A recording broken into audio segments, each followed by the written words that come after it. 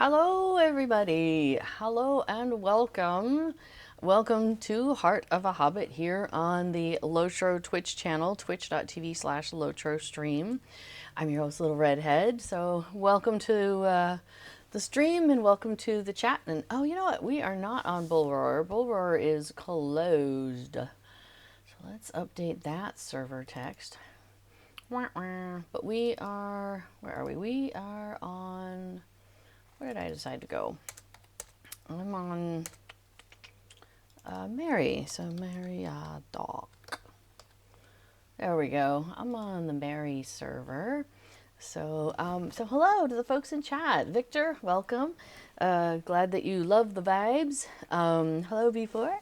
And Achilles Melee is also here. Hello, welcome. All right. So yes, unfortunately, as noted, we are not on the hang on. This level 57 dwarf came by and was like trying to sell me stuff and was like, have you got any gold you can spare? Maybe I'll send this guy something real quick. I was doing my stream prep, so I'm over here like shouting at Wenda to make sure my stuff is working. My sound for streaming is working okay. And this poor guy is like asking if I can buy something off of him because he was looking for some gold. So that's funny. I'll just so enjoy. Oh, I didn't want any beer because my character just doesn't get around to it, to that stuff. But there we go. Plus, I personally don't enjoy beer, so which makes it kind of funny. Anyway, okay, so Bull Roar server is closed. They are done with testing for now, but which is sad news for us because we can't go and play in Rivendell housing. But the good news for us is that means it's opening this week. So I tell you what, have I got my Wenda? How's my Wenda doing? Oh yeah, I've got 7 more days on my subscriber buffs. See, I know that I didn't need to talk to Wenda urgently because I have that Wenda talk to Wenda buffs thing, subscriber buffs plugin that B4 made. I don't even have to think about it. I don't know what it's called because I don't have to think about it because it pops up on my screen when I'm supposed to go talk to Wenda when my subscriber buffs have run out. So I love it. It's good stuff. No, I was going to say we could go over to Rivendell real quick, just, for funsies. So I don't have anything specific I wanted to show you guys today because, okay, so thank you, honey. Before I was put it into the chat there, subscriber buffs reminder, and it's at Lotro interface. You can click on that link that he just put there in the chat as the thing to go get. And then if you're a VIP subscriber, so of course this is only very specific to people who are VIP subscribers, but if you are, or in some other way use Wenda, I'm not sure what other way you would, but when your subscriber buffs runs out, because it's on a timer, so right now I've got 7 days, 2 hours, 32 minutes and 45 seconds left to go on that. So when it gets down to, I think I've mine set to like 24 hours or something. So when it's in the last 24 hours, it'll have a little pop-up when I log in saying, go talk to Wenda. I'm like, sweet. Sorry, I'm distracted by the fact that there's like all this smoke over here. Oh, it's just coming out of those chimneys. That's a lot of smoke coming out of those chimneys. I guess because it's the crafting hall. I wonder if you can get on there from behind. So there's been times when I've been hanging out with people and we start doing basically some parkour action. And so it's a lot of fun to like get up on roofs. Oh, what? Oh, that one must have an invisible wall. So sometimes what the Lotro developers do is they come in and they put invisible walls in places so you can't do the very thing I'm trying to do. So like, okay, I can get to here. And so you would think, oh, okay, I can just jump like over to there and then jump over to there. But if I try to, notice it's like shoving me sideways. It's like there's an invisible wall there, so it won't let me jump over there. Because in the past, I have, I'm not sure if I got, oh yeah, I did get up on these roofs. Oh, but you know what? You know how I got there is because I got up on the south gate first. So we're gonna need a bigger haul, right? Um, yeah. So okay. So today is Tuesday of this week, which is today is April 21st. Um, Tomorrow is Wednesday. There'll be downtime like normal, I'm pretty sure. So they'll be, and what Lotro is doing, my understanding is what they're doing is they are going to include the patch or the update in there. And so then Wednesday, this was in the launcher, by the way. So if you're coming in into Lotro, you could double check the launcher and it'll have a lot of this again. But because I was reading this right before I was coming in. So I think Wednesday is when they're going to add the patch, but it doesn't go active until Thursday morning. Okay, wait a minute. I only paid attention to the parts that I cared about, which was the festival and Rivendell housing.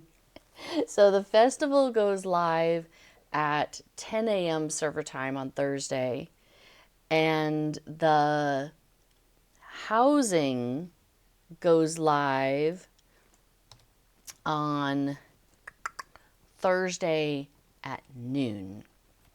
So, yeah, so everything's happening on Thursday is basically what I'm trying to say. So we have to wait until Thursday for the festival and for the new Rivendell housing. So like, bam, for those of us who are into those sorts of things. So there was a bunch of chatter in the Lotro Discord.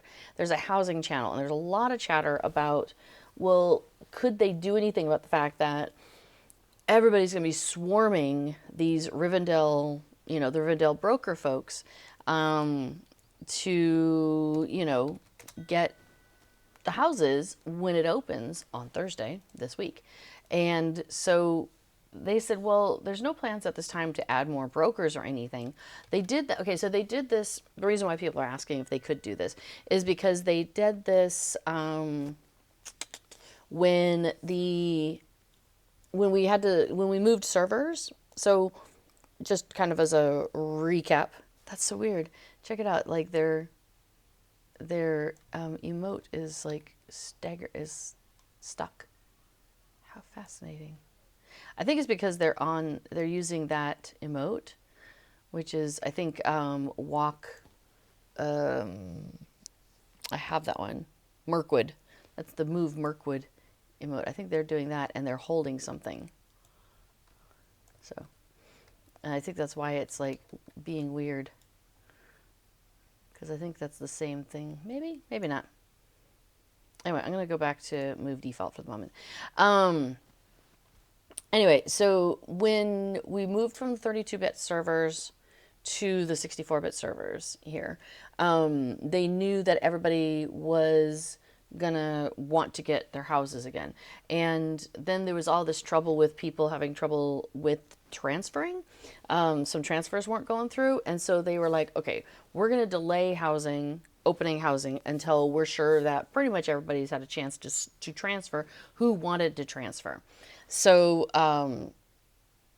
this just weirded me out.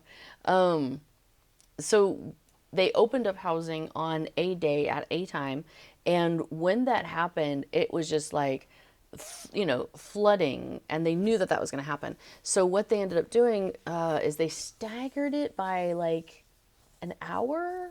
People might remember this better than me. And basically they're like, Breeland is opening Breeland homesteads. So, this lady over here, the Breeland housing opened up at like 10, and then the Shire at 11, or maybe it was. And anyway, I can't remember exactly what they did, but they did stagger it. And what they did is, during the time that specific one was freshly opened, they had a special broker who wasn't here in this broker's office, but like they had a place like in Delving or something where they had added, and so the broker was just there temporarily, and then at the end of the hour they'd switch out and the new one would switch in or something like that. And so that way, you had a broker in a place that was someplace different than, having to crowd in here, because just looking at this space, it's already visually very difficult to look around and to click on things already. Like if I'm trying to click on this guy, I could mistakenly click on the Falithorn ledger, the Erebor ledger, the other ledger, or him himself. So there's all sorts of, there's a lot of visual clutter in here is what I'm saying. So given that the Rivendell guy on Bullroar was located right about here, there's going to be, you know, like 50 people standing in here and cluttered around this housing broker. And when you click on a housing broker, let me pick one here. You're going to have this list. And you may be like, oh, I want to get an elven house that, you know, maybe somehow, yeah, I'm going to take a cough drop. That somehow maybe speaks to me in terms of the housing name based on like our kinship or, you know, some other reason. So like, I know when I was looking at, I'm pretty sure it was Eastfold, there was like a Brer, yeah, Brer Law is one of the neighborhoods that they have there.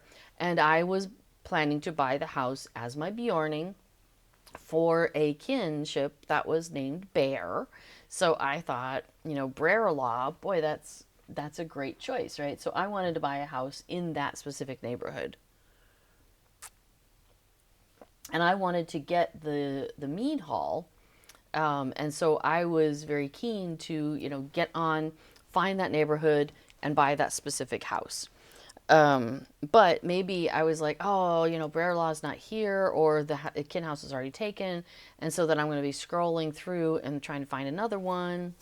And, you know, by the time I find that one, oh no, the kin house, you know, the mead hall's gone there too. And, you know what I mean? So there's going to be there can be a bit of time spent looking through the neighborhoods and scrolling and looking and scrolling and looking. That's interesting. I'm the mead hall. Okay, there are a handful of neighborhoods that do have mead halls still. So that's one thing you can do, FYI, when you're looking for housing in a rush like this. For the housing that's coming out on Thursday, the Rivendell housing, there's going to be one kin house, so that's one category. There's going to be two, well, so it's going to be 7 minus 2 is 5 minus 1 is 4. So there's going to be 4 like deluxe houses, the bigger houses. So that's the second category. And then there's going to be 2, I think, stately houses or the smaller houses. So that's the third category. So when you go, if you go here to this house types, click on the down arrow, it will have, I mean, there's an all category, but then there'll be those 3 categories. There's going to be the kin house, the deluxe houses, and the stately houses, or whatever they're calling them. So, you know, maybe you're looking for a particular kind of house. You want to uncheck all the other ones that you don't want. So if I'm just looking for this mead hall, I've unchecked deluxe house, you know, and so now I can just scroll through and just find those. Or maybe I'm like, I'm actually not looking for a mead hall. I would just want one of the regular houses who has those, you know, and then I can start scrolling through. And I think no, this is only search neighborhood. I can't search like who has 2 Ridge Road. Yeah, there's no way to search for a specific house. You can only search for the name of a neighborhood. So if I'm like, oh, I knew I wanted that one that started BRE something, okay, that'll pull that up for me. So what's going to happen is when the broker plops into place on Thursday, people are going to be like, okay, you know, purchase a house, and then they're going to be looking at the neighborhood names that have come up and the houses that are available in those that have come up, and trying to figure out which house they want to get, which neighborhood they want to go to. And the plan is that, like, I think they said 50, they're going to have 50 neighborhoods to start off on each server, and then they'll be keeping an eye on it, and as it gets To the point where it's like a lot of the houses are sold. They're going to add like another 5, I think. They're going to add 5 at a time or something like that. They had all this on the Discord. So if you want to double check what they said, Scenario and Celesta, I believe, are the two who are talking about this in there that are SSG employees who can tell you for sure. Clario says, I thought it was 15 to start. Let me see if I can find it real quick. Over on that in the housing.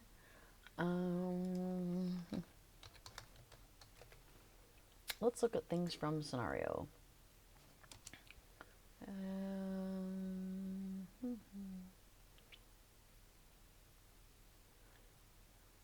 So I'm doing a search by scenario. Yeah, so when they're talking about trying to add another extra brokers, and they're like, yeah, not gonna be easy to do that.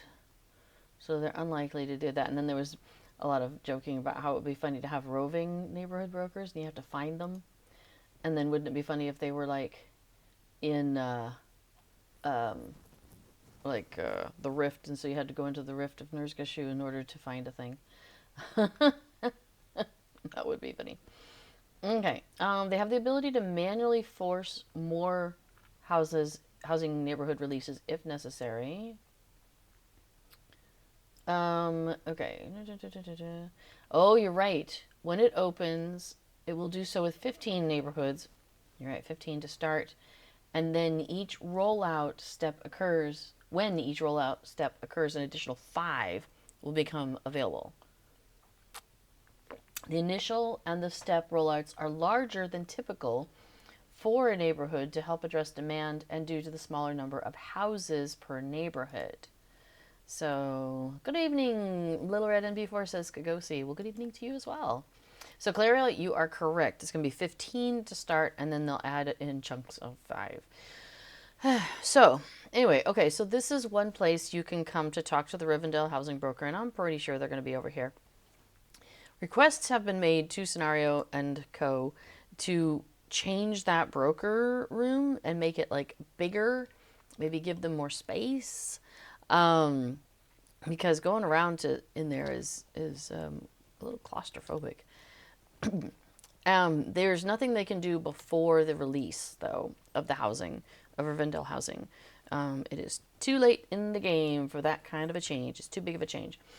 So there's nothing they can do about that at this time. But I think if we can pester them and maybe give them like some concrete ideas on things they could do, or some ideas, like some images, I don't know. Give them ideas on what we would like.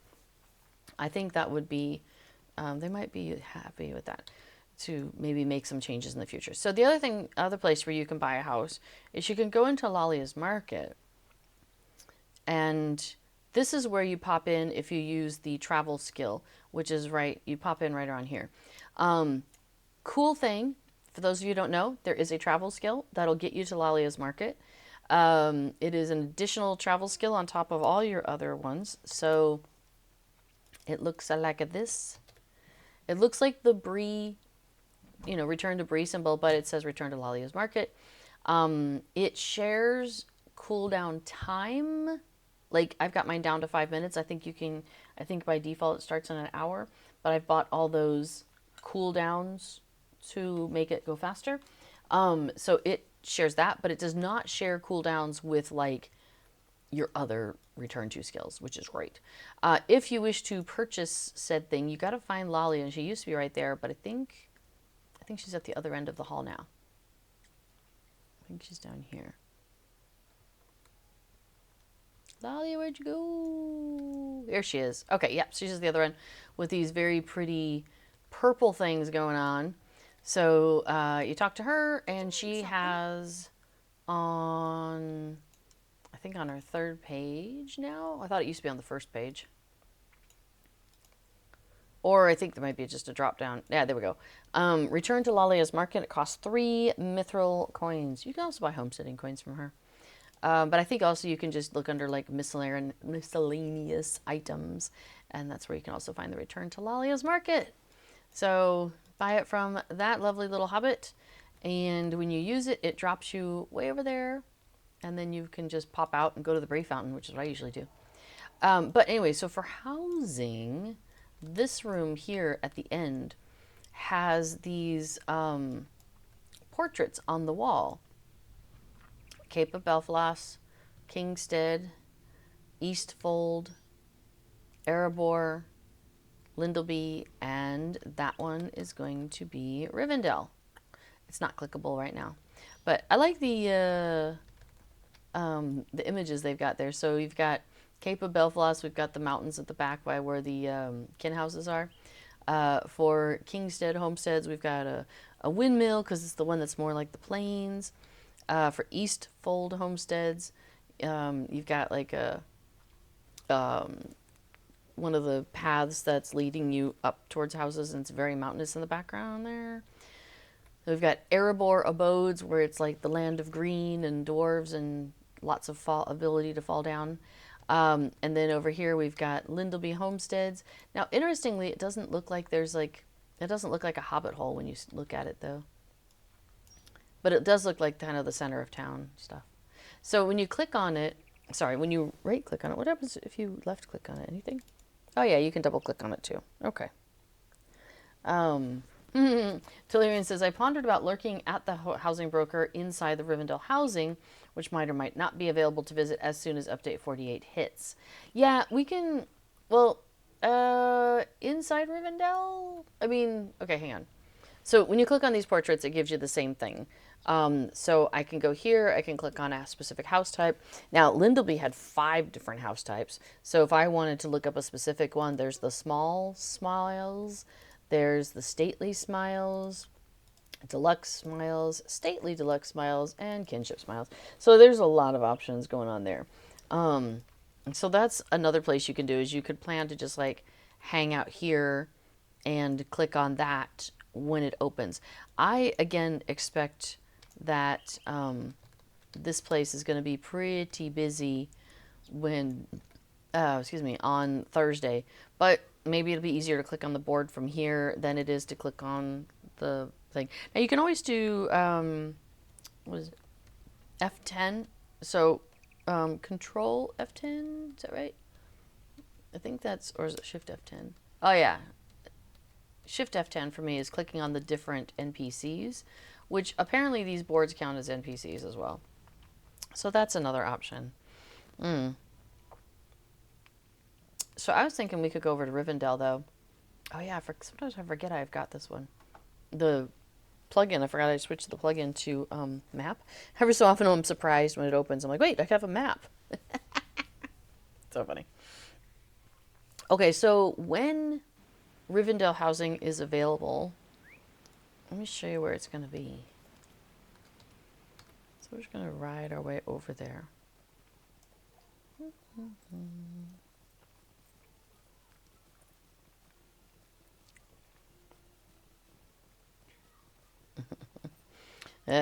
Somebody is on a quest to get a bunch of pets, and they're looking at the auction house, and they're like, gosh, there's a lot, but now I'm low on gold. Yeah.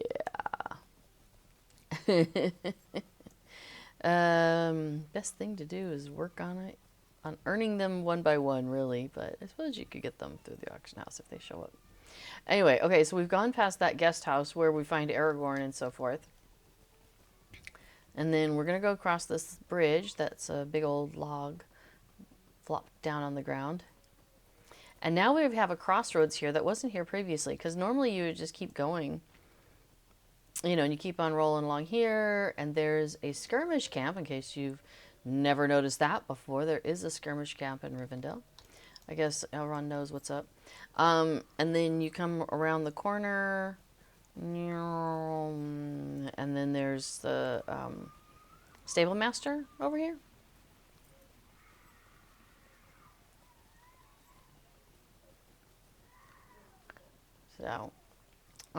So here's Elrond's stables. Oh, I'm in the middle of this. I forgot I was in the middle of the quest of, like, yeah, some questing where I gotta talk to people here. So anyway, so you've got, yeah, the Rivendell stables. So if you're, hey, there's Bert Bartleby. Anything I don't have that I Many want? fine items on offer. Probably not. I think I'm good. Okay, so that's that normal path, right? That you may have trod so many times that you kind of do it in your sleep and don't really think about it. So let's go back.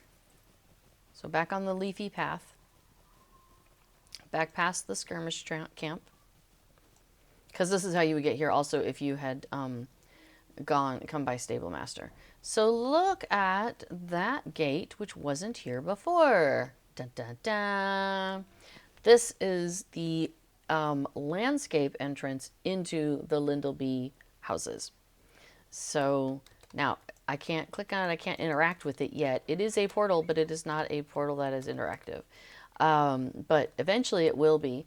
Now, yeah, so my understanding is just like in like other housing neighborhoods, there will be a housing broker inside of there. So this is what the Rivendell Steadings is going to look like. So the Rivendell housing neighborhood. For those of you who haven't seen it yet, and I went over this a little bit over the last couple weeks on stream. We had access to it on the testing server, so we went and looked at it on the testing server. So one thing you could do is get into any neighborhood and then go into like the center of town and talk to, there should be a broker in there. So for example, let's go to my Edgemere Road house. I'm going to go to one of my Lindleby houses. I have two Lindleby houses, so we're going to go over to one of those. Yeah, Tellurian, I intentionally went past it just so I could show people how to get to it from the stables as well. Okay, so I'm close to the center of town. I always get a little bit lost when I'm in here. Okay, yeah, so go straight and then turn here.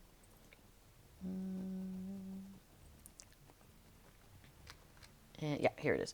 So here's the center of town in Lindleby, and this is an actual working field, so you can plant and grow and do your thing there. And there's a workbench there. There's a study there.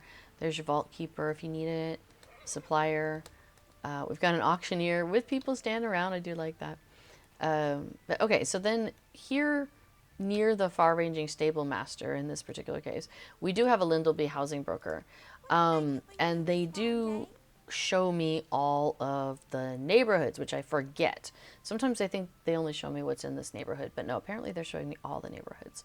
So that is another option, is if you are finding that the broker at the broker's office or the poster in the place, those are at Lalia's Market. If you're finding those are too clustered, you can go into Rivendell Housing once it's open, find the housing broker, which we don't know where that person is, because I didn't see them during the test server's time. So I'm not 100% sure where they are, but I'm sure they're going to be like near the center of town, like they're always. So that's another way you could get in and try to buy a house. So that's another option. So Tellurian said, by the way, did you store stuff in the premium house chest, the 25 that come extra? Mine got moved again to the shared chest. Over on Bullroar or on the regular servers? Oh, as far as you recall, it's west of the Stable Master in Rivendell Homestead. So okay. Actually, I want to go to my other house because I want to click on my boxes, which would be 2 Broadmead Lane. Oh, on Orcrist. Oh, interesting. Okay, I will have to check on that because I thought I did see some weirdness happening over on the test server, but I hadn't been paying attention to it on the regular server. So I'll take a look. Hi, Kato. What you doing, sweet? Yeah. This little one has been going outside and eating grass and throwing up. Because that's what she likes to do. I'm hopeful that once she has access to more of the backyard, maybe she'll do that business outside more often than inside. And then she'll have more grass in which to do it in. Okay, so let's see. First of all, I want to stop and check on my ingredient crates because I haven't done that yet. Hi. Are you going to come lay down? She's been very much of the, needing a thing of late. All right, let's... Oh, yeah, that's true. Let me go ahead and look at my storage, though. Bum, bum, bum.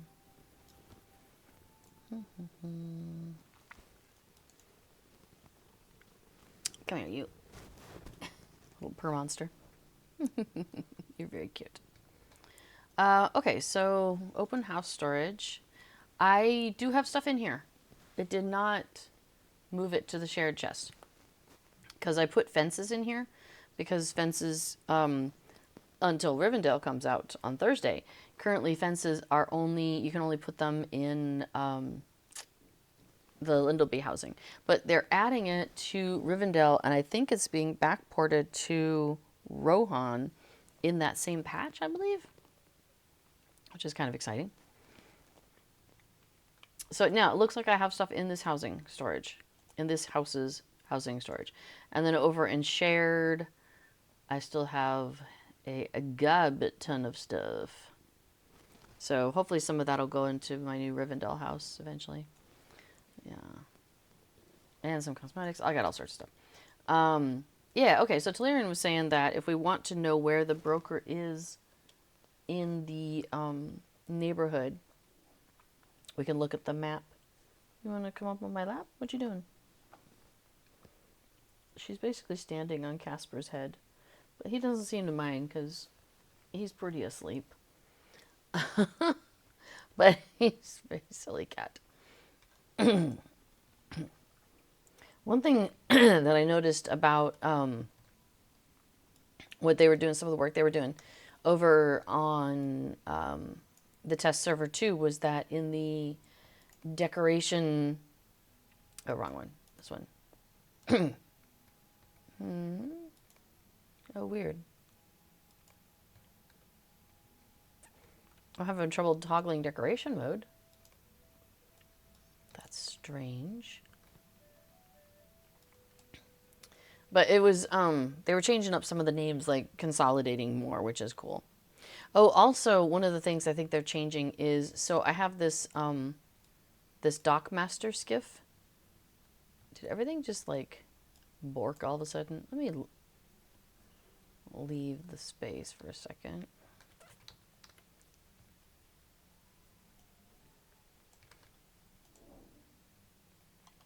Let me go through a portal again, because sometimes going through a portal and coming back out of a portal makes it change. So you don't know when it moved, but it got moved. It got consolidated between your stuff. You have several premium houses. There we go. Now my thing is up. You have several premium houses, and each chest is devoted to a specific theme. I get that. So having to sort the eggs from the egg hunt, food stuff out from 324 out of 150 storage is annoying. Yeah, I can imagine. Oh, I know what Scenario was doing, which was really cool. Is, okay, so notice how this yard cube, if I click on that spot, you know, it's this size of shape to click on. And if I want to click on the huge yard, I can click anywhere in this large cube space. One of the things that Scenario was doing was the names persisted from huge, enormous, and then regular yard. Those names were there, but the huge yard hook was the size of this cube in terms of being able to click on it. So the center of that hook is in that spot, but it's a lot easier to like not have it taking up a huge chunk here to try and find it.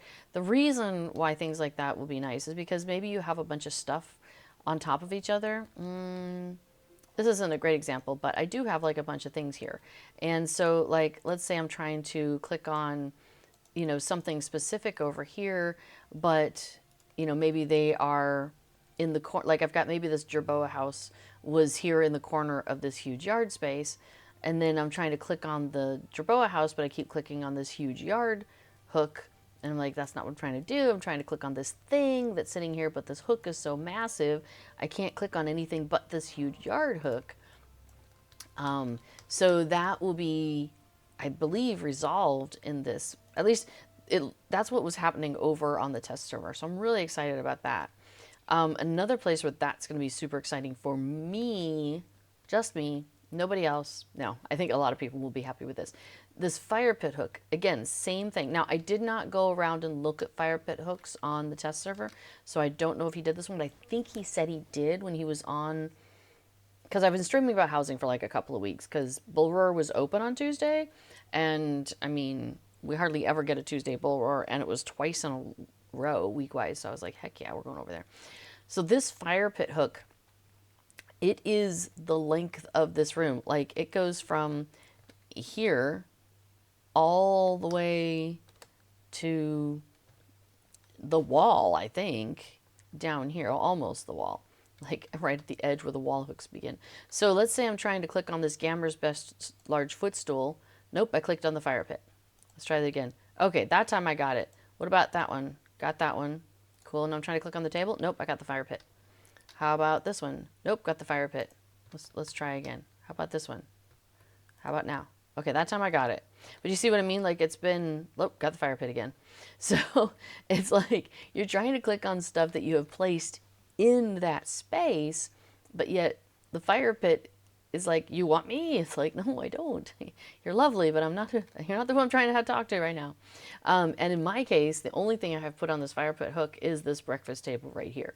So and I just left it right in the center. So, I believe it'll be the same sort of thing where it's much smaller visually, and so that's kind of like where the center of the hook will be, but you're able to still do a lot with that space. So I'm excited about that. I think that's going to be pretty awesome.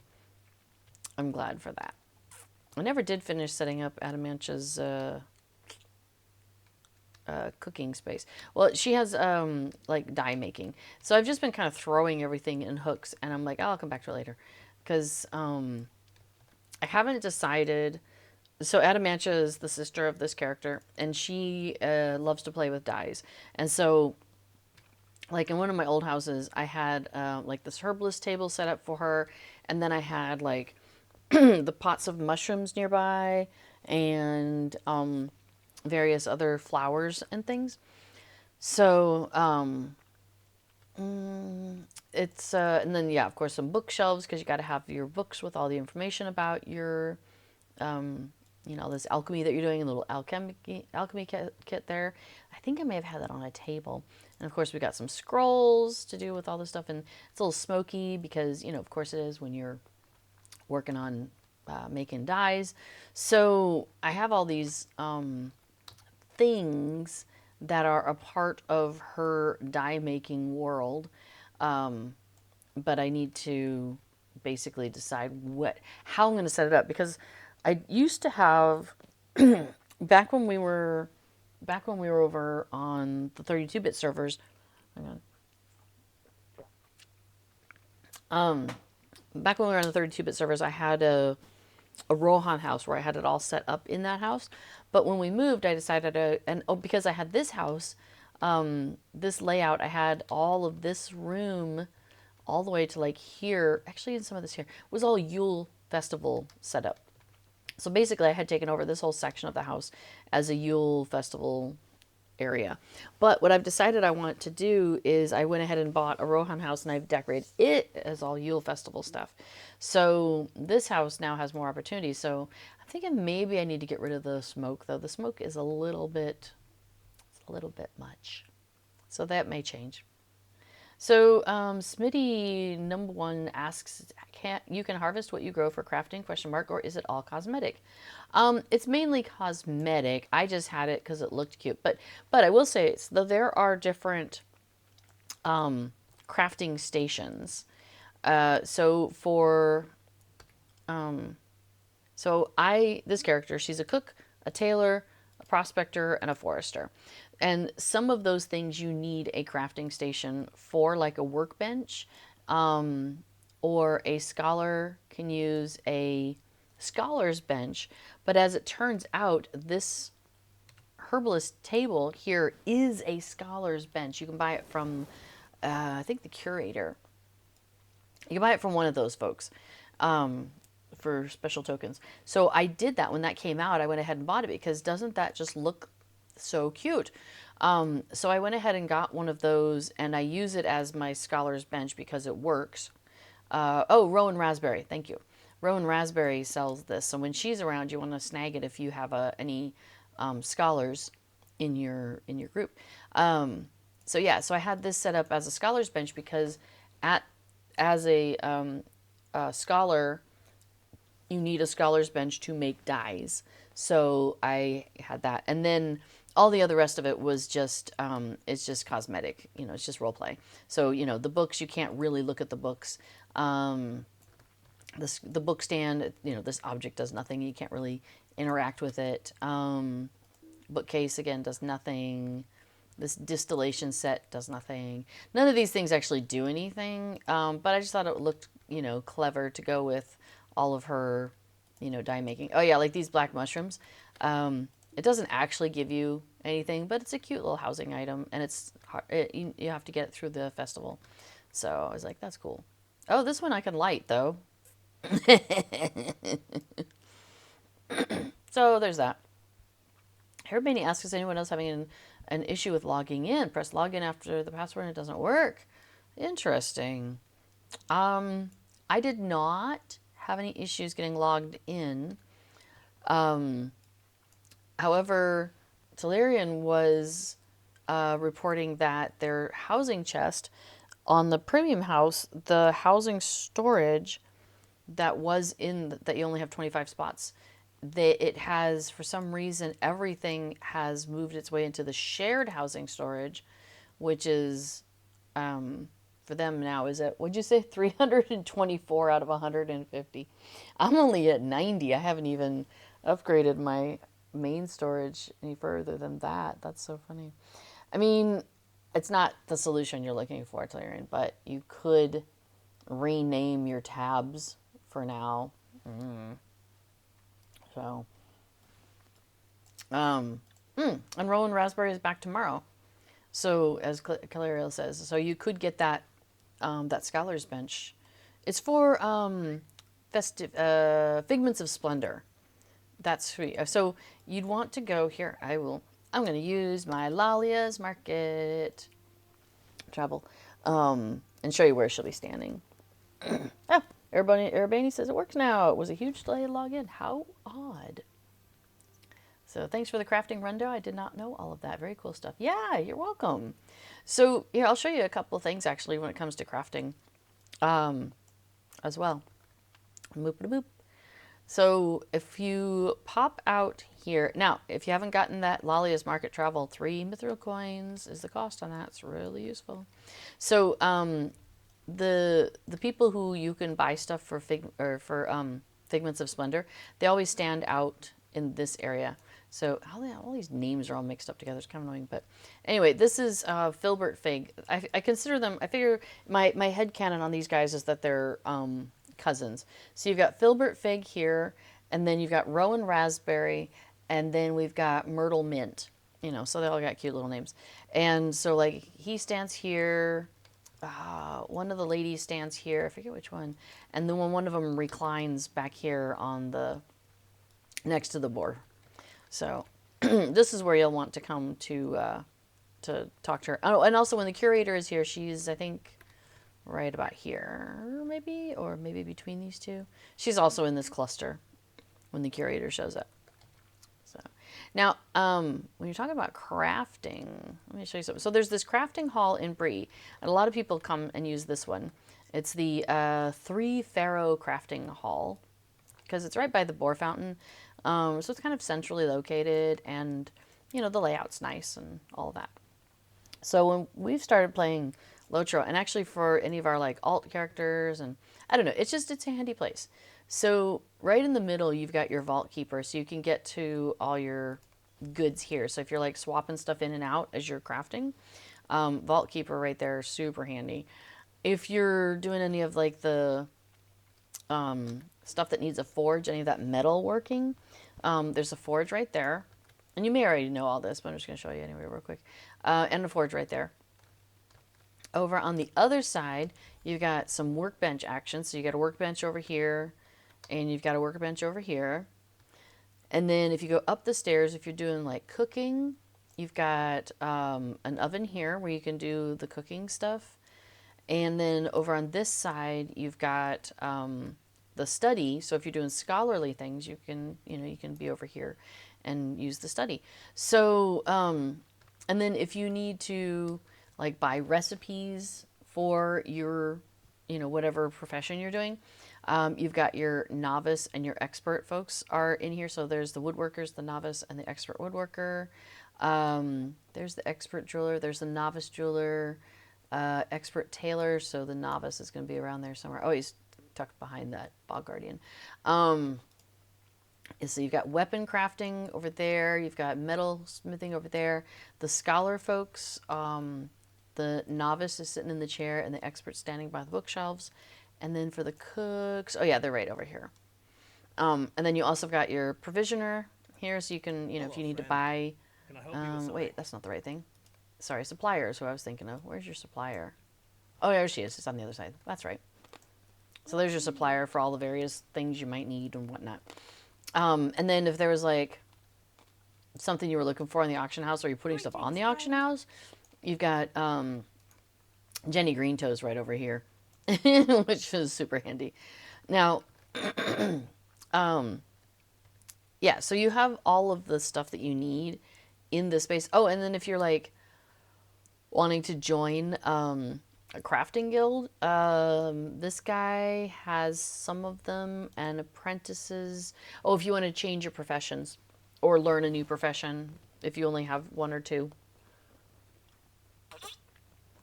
So that's somebody. So pretty much everything you need except for like the scholar crafting guild. A couple of the guilds aren't here. Like the cooking guild is in Mickeldelving. Yeah, there's a couple of them that are like in different places, but in general, you can join the guilds from here. So this is like a one-stop shop. Oh, and a mailbox right there. So yeah, you've got access to a gob ton of stuff just in this place. So you can see why a lot of people use it, why it's a very popular place to come and do your crafting. Hang on a second. I think I need another cough drop.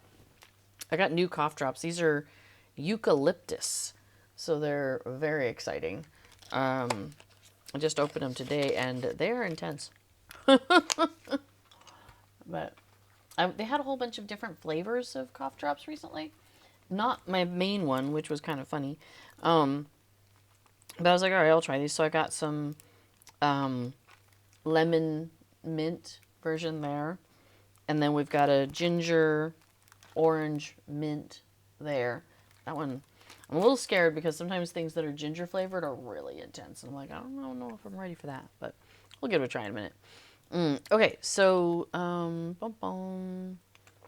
may I help you? So I just want to point something out that, like, okay, so our crop seed, let's say our apprentice crop seed here is 38 copper to buy.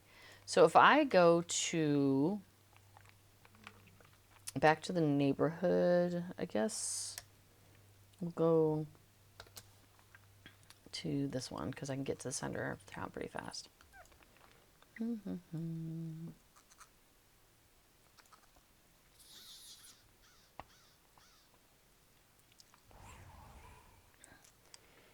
You get a discount for crafting in the neighborhood.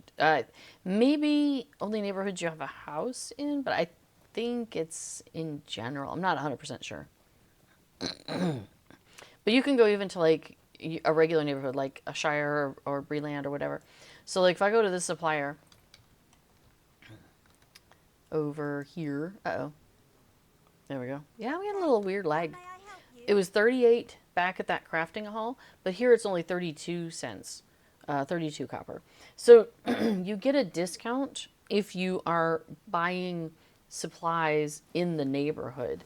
So just be aware of that. I mean, it's I don't know, it's probably not huge, but you know, I mean, it's worth it.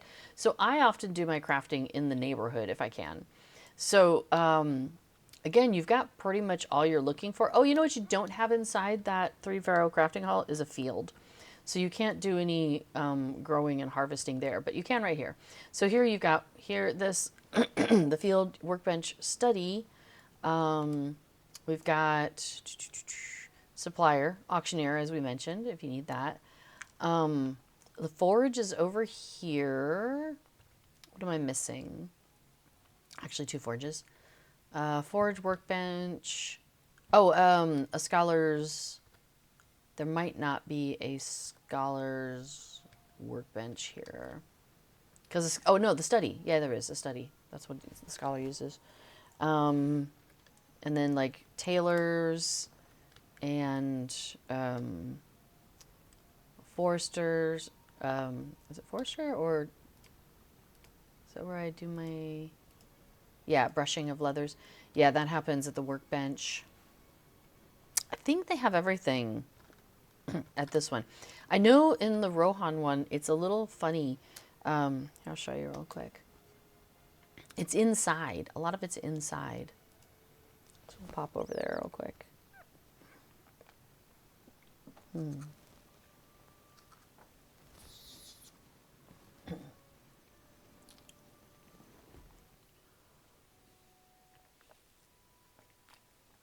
So when Rohan came out, it was the second of the premium neighborhoods. They wanted to do some fun stuff with it. Oh, hang on. Let me show you what I've done to my... So this is my Yule Festival, or my wintry house. There it goes. I'm like, I know there's snow. So it's all snowy, the clouds all, the sky's all gray. And then there's like a ton of Yule themed stuff all around the place. So anyway, yeah, we'll come back to that. One of these days I'll host an event at that house, but I still want to move things around. I haven't quite settled in on how I want to decorate the house. So it's still a little bit not put together. Oh, wow. Look at all that stuff. There's some big stuff. Rohan, more like Snowhan. Exactly. Come to my Snowhan house. I have a feeling these are like the same people that have those 2 houses, because there's some consistency in their decorating. And then, wow, that's also some big stuff. It's always fun to see how people have decorated their places, you know? Yeah, my Rohan neighborhood seems suspiciously dwarven. I agree. Okay, so here in the middle of town, and the Rohan, and this is, which one? Rohan, Kingstead. You've got doors, and you go inside, and it's got like half of the stuff here. So we've got a forge, a couple of forges here, supplier, and the workbench are in here. All right, oops, let me get back out of here.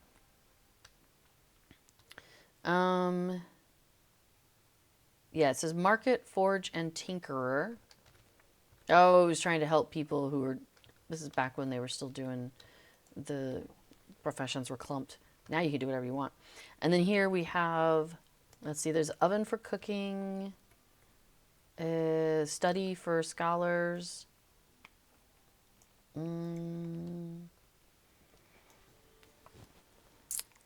I think it was just the 2 buildings. And then, oh no, there's a third one. For some reason I was thinking they had it all within 2. Oh, ambience furniture. Vault keeper. I guess this is just people to talk to. It's not any crafting. So maybe that's why I was thinking it was only in 2. So yeah, like all the crafting is inside the buildings except for the farming, which is, let's see, forge workbench supplier, forge master oven, vault keeper, auctioneer, ambience furniture, study healer, provisioner. Where's the farming here? Is it out there? Is that a real farm? Of course, I'm not a farmer with this character, am I? No, I'm not. So I can't test it. I don't have any seed I can throw on the ground, you know. But it's possible. No, that's not going to be one. I'm not sure if they have farms in this one. They don't have farms in Rohan. Um, I don't know where the farming is in this neighborhood, or if it exists at all. It's possible that it doesn't exist. Let's see. You can filter stuff on the map, but crafting facility, it's just, it shows you just the icon. It doesn't tell you which kind of crafting it is.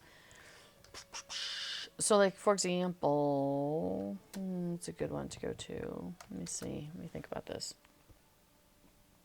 I'm going to go to Cave of Belfast, but I don't know if that helps.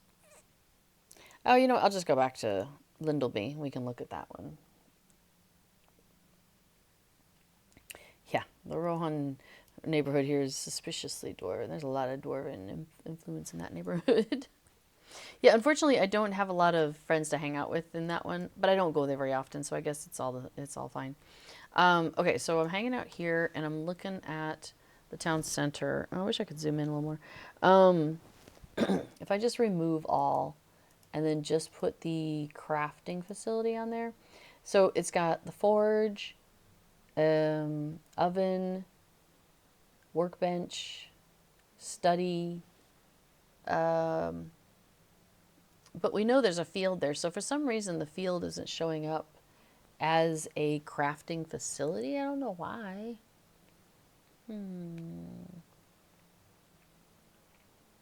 Because it most definitely is a crafting facility. I mean, you need it for farming, and you can't just like throw seed on the ground and call it good. Like, you have to be at a farm.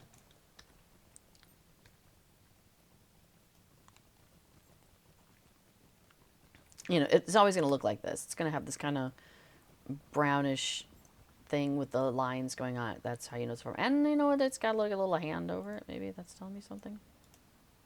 No, why are you being like that? Okay.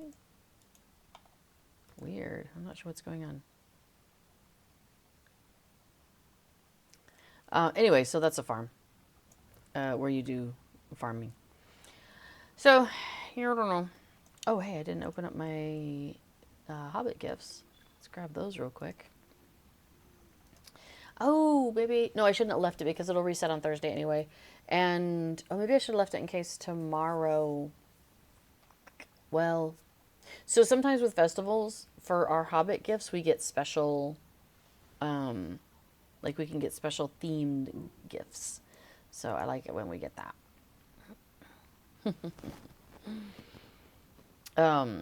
Especially like during the Yule Festival, they always give us the possibility of getting some of those Hobbit Yule gifts, and those are fun. But okay, so if we're back over here in in Rivendell, don't say Rohan, might offend these elves. Why are you doing that? What have I done?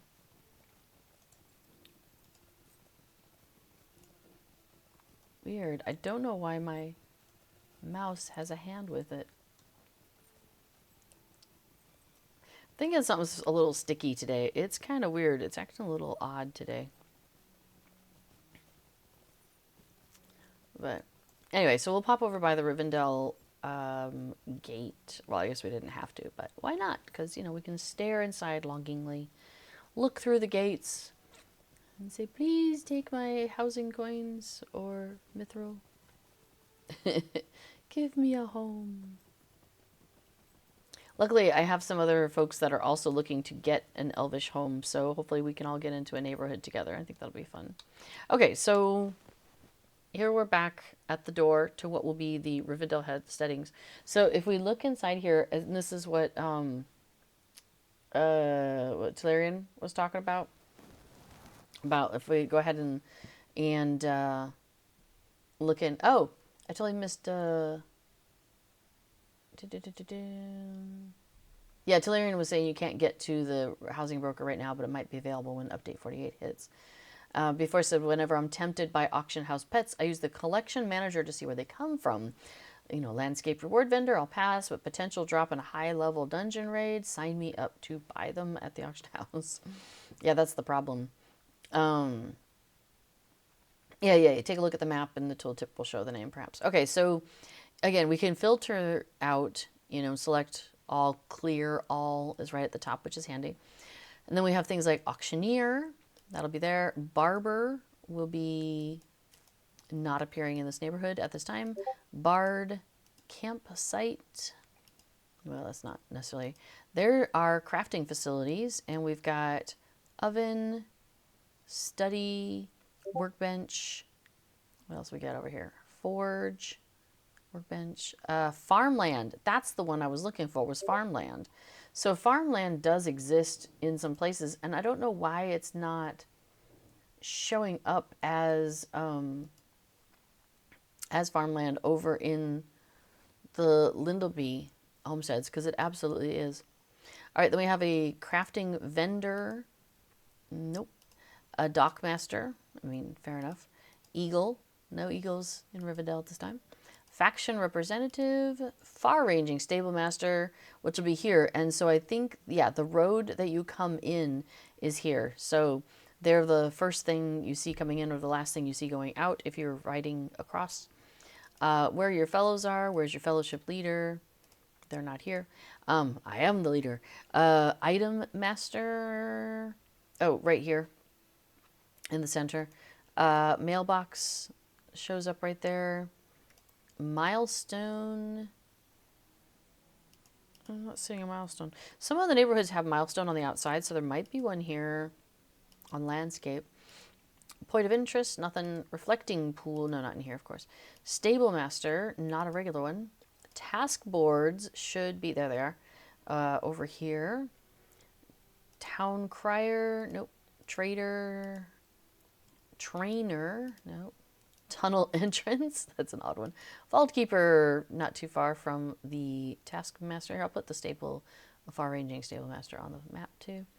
And then vendors. So here's where you can see all the vendors as they're expected. Healer is there. Housing furnisher is there. Supplier, provisioner, and Rivendell housing broker. There you go. So there's your Rivendell housing broker. Looks like they're going to be the first NPC that you run into after the vault keeper. So if we go ahead and put everything back on, we're going to have the far-ranging stable master, and then the next person you see is the housing broker. Now, of course, we can't see them at this time, but they're up and around the corners where you start running into that. I don't think we have the ability to get up high, can we, to see inside any of this. And so there's a quest that sends you like on top of a rock if you're a hobbit. So I was like, well, I could go check and see if I can still get on top of a rock. Stretchy Casper. Alright, so stable masters. Keep running, and I think it's not here, but oh, this is interesting. I wonder if I can do any parkour here. Oh wait, maybe this is the rock. No, I don't think it is. But maybe it is. No, it's not. Can't get up there at all. Yeah, no. Not even with a war steed. I don't think I can get very far. How do I get out of here again? Oh yeah, this way.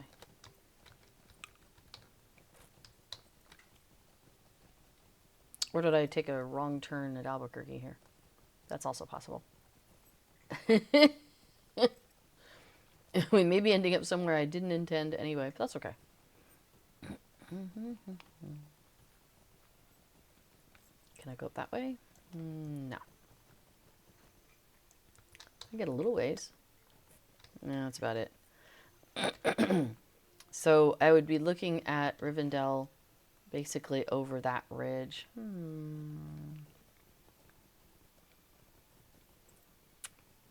I'm going to guess not.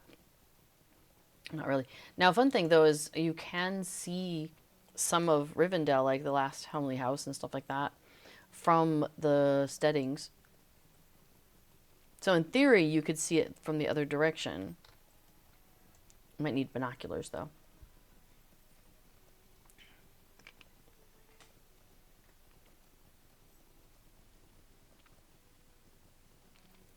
Let's see if we go up here. Oh yeah, when I was looking from the houses, you can see some of the misty mountains. You can see some of the snow. That was kind of cool.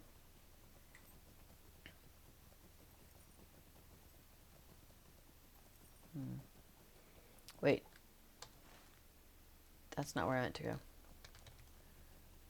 I do want to go over here. Hi, Watcher. What you're doing?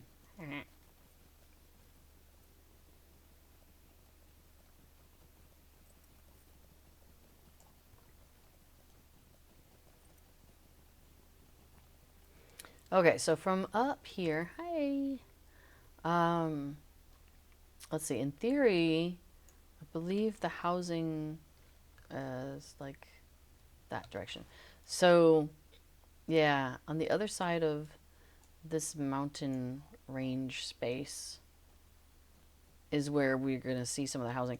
But if I go maybe just over a little bit, probably not. But basically tucked over in here. Now, they are going to remove possibly a tree here and there in order to improve the views from the houses looking down.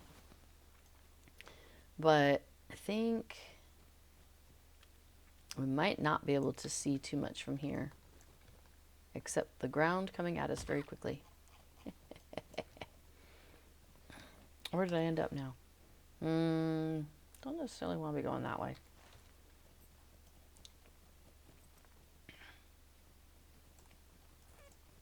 Yeah, I know there's a couple of places where people have been able to capture like a screenshot or two.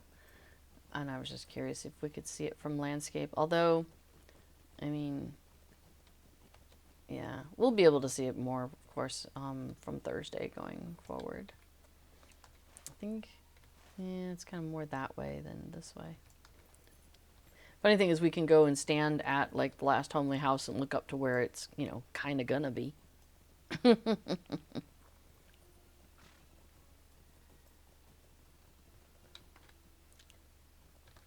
I was trying to jump on top of that rock. I thought that would be funny.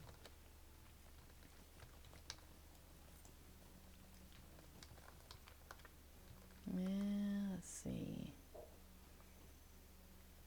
I think we're still just seeing Rivendell stuff.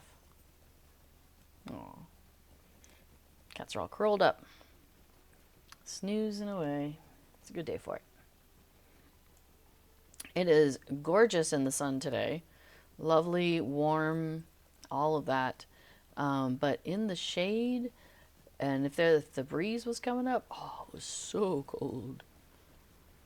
It's crazy. The temperature difference was quite substantial. At least it felt very substantial. All right, so from up above, yeah, we can't really get up any much higher on the last homely house. But from up there, you can see the last homely house. So, like, if we come around, like, over to here, and I think, which way do we need to look? Yeah, about here. Yeah, about that. So up there is where these new houses are. So from up there, you can see this, where we're standing. But I don't see the housing. It's, I think it's tucked up in there. Yeah, some folks from like a really high vantage point coming into the valley, I think it was, were able to get a good glimpse of it and got some screenshots put on, like, you know, some spoilery screenshots put up. But since it's been on Bull Roar, you can see it's pretty much the same thing.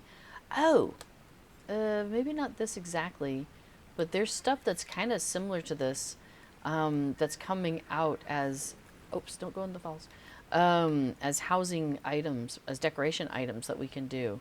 Yeah, it doesn't look exactly like that, but it's got a similar idea, kind of a similar look to it. So yeah, there's going to be some housing, some fun housing stuff that you can buy and then put out in your yard. It is fun. Okay, so yeah, so that's kind of looking around at what's coming, how to get there, that sort of thing. Now for the anniversary festival, I haven't heard a lot, and maybe there hasn't been a lot of specifics given. Hang on a second.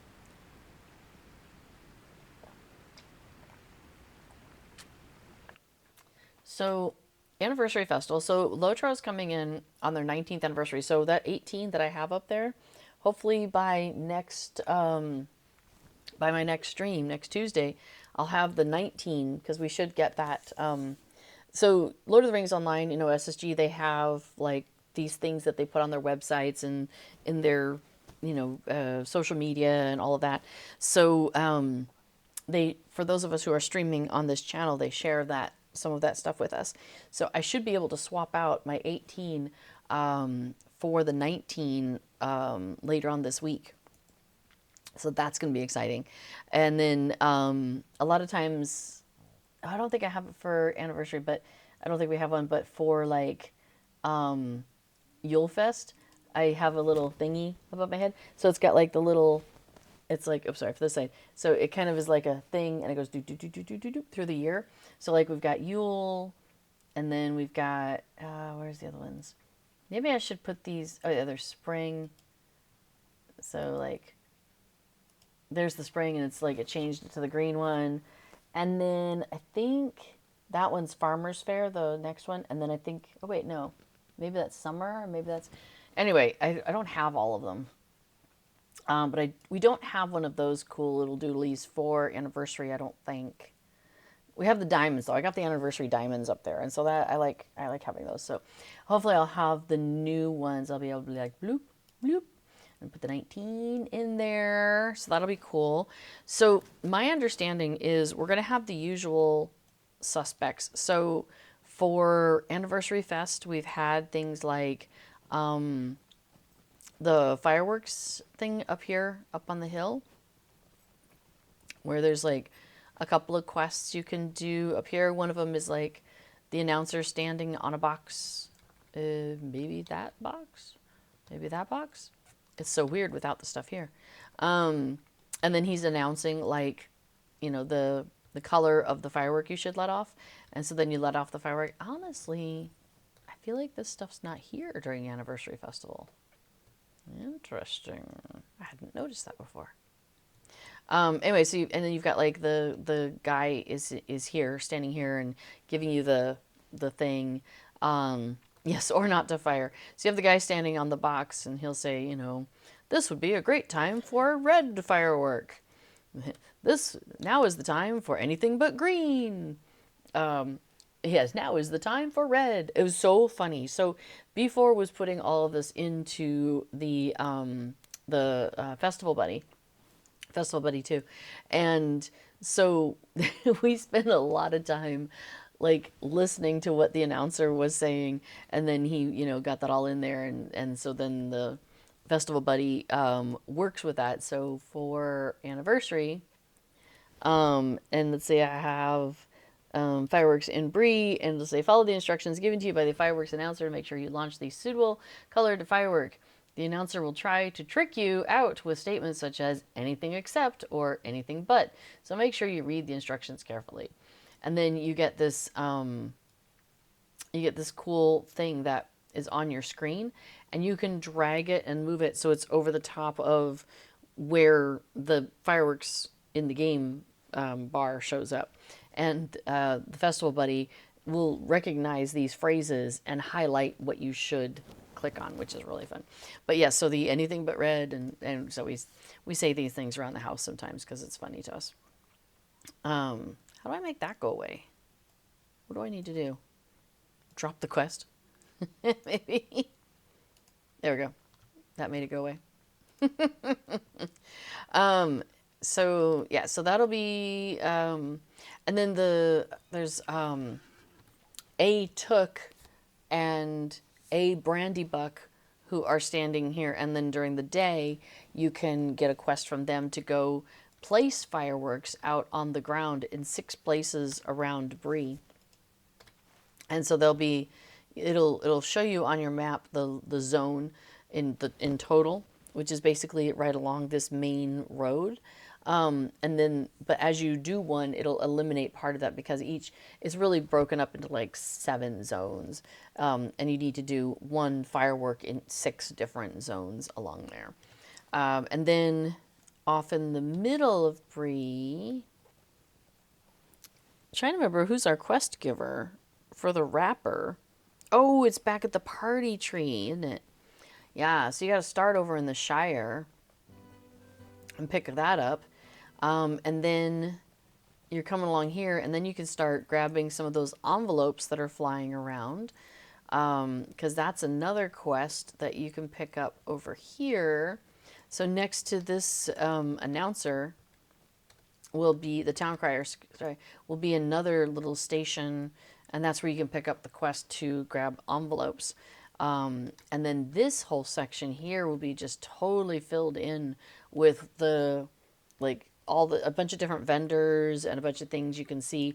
And then like the mounts that are available, those will be like kind of along the side here. And there's a mounts vendor over here.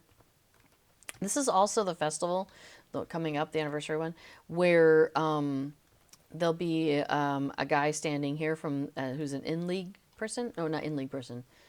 Who ends up being part of a quest chain. This is the one where you have the gifts that you can do. And so after you pick up the quest at the party tree, the wrapper quest, sometimes what people will do is they'll go downhill to the guy at the boards. Here, I'll show you.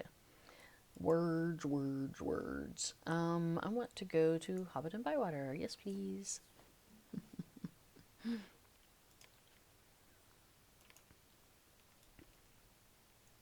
Now, what I do for the envelopes quest and everything is I will just keep picking up envelopes as I go wandering along as I'm doing the fireworks quest. Because I find that it takes me through town anyway, so I might as well pick up envelopes as I go around. And then you're not competing for all the envelopes that everybody's competing for there right by the boar fountain. So it just takes a little stress out of it. But yeah, so you go up to the party tree, which is, you know, up there, and you'll pick up the quest up there. And then one of the quests you can do is you come down here and talk to Dudo Chubb here by the task board, and he has a quest where he wants you to go and talk to his friend over in Thorin's Gate area, and he has I think a hammer. No, Dudo gets a hammer. He has something to give that guy. So you go to that guy and you give him the thing, and that counts as a quest. And then that guy has a quest where you can take a thing from him and deliver it to somebody who's inside Thorin's Hall in the inn. And then you deliver that to him, and he says, oh, well, I have this thing for, you know, and so you just keep going around, and it takes you through here up to Thorin's. Here, let's see. Yeah, you end up going up to Thorin's Hall area and do a couple of there. It starts here in Hobbiton. You go to Bree, and then you also go to Combe for part of it, and then back to Mickle Delving, and then back over to here. So there's like 7 people, I believe, that are part of that chain. So that's, now that chain resets twice a week. It's like on Thursdays and Mondays, I think, maybe.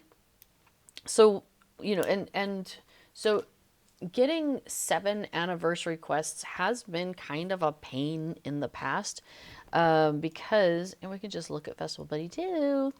The options for the quests are the fireworks in Bree, which is only at night. Lost Invitations, which you can do every day. The Mightiest Blow, which is that one where you go and you're hitting people around at Thorin's Hall. But if you happen to be on when nobody else is playing it or whatever, that can be frustrating. And also you have to wait, you know, like 8 minutes for that to come around. Why can't I scroll? Is it not a scrollable thing? I feel like there should be more quests here. What are I missing?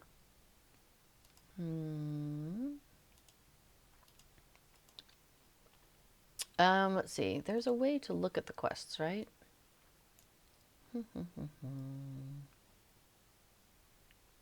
Oh yeah. Okay. So in League Association, Yule, Midsummer. Oh, interesting. You have checkboxes for those, but not for anniversary. So one of the things that Before did in the Festival Buddy 2 is if you don't want, oh, because these are the ones that are part of the quick guide. That's why. Um, he's created quick guides for a couple of the festivals, but if you, and so what it does is you pop in and it opens up the quick guide for you, and as you accomplish each of these quests, it checks them off for you and it removes them from the list. But maybe there's some of these quests that you're like, I don't want to do this quest. I don't ever want to do this quest, and please don't put it on my list. So you can uncheck it here in the plugin manager options or in the plugin options.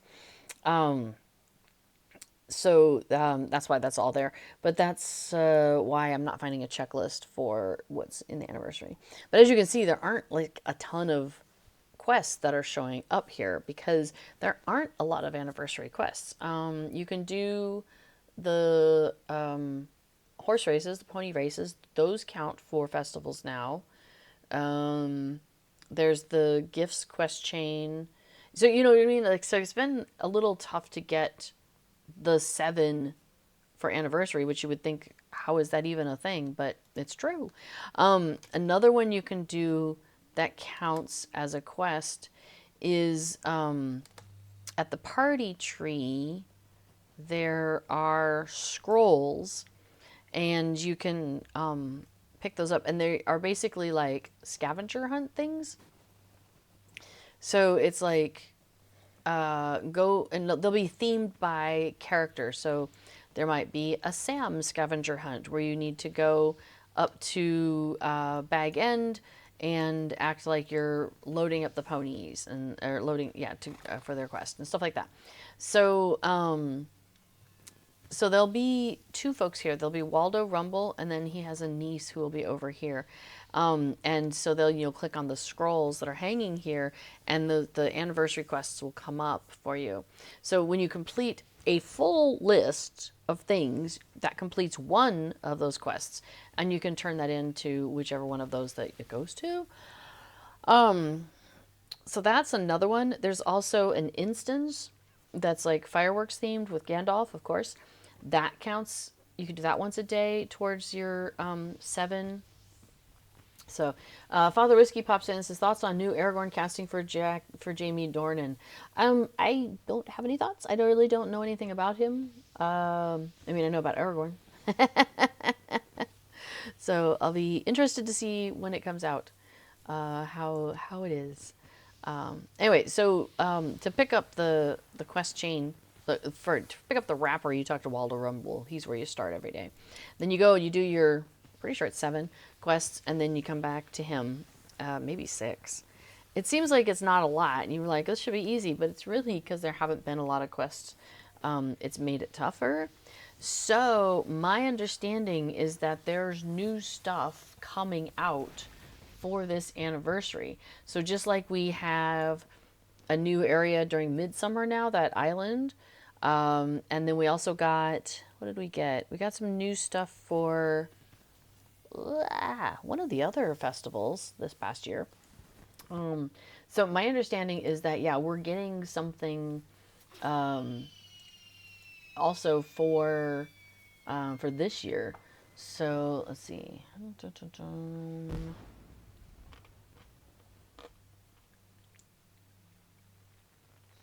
Yeah.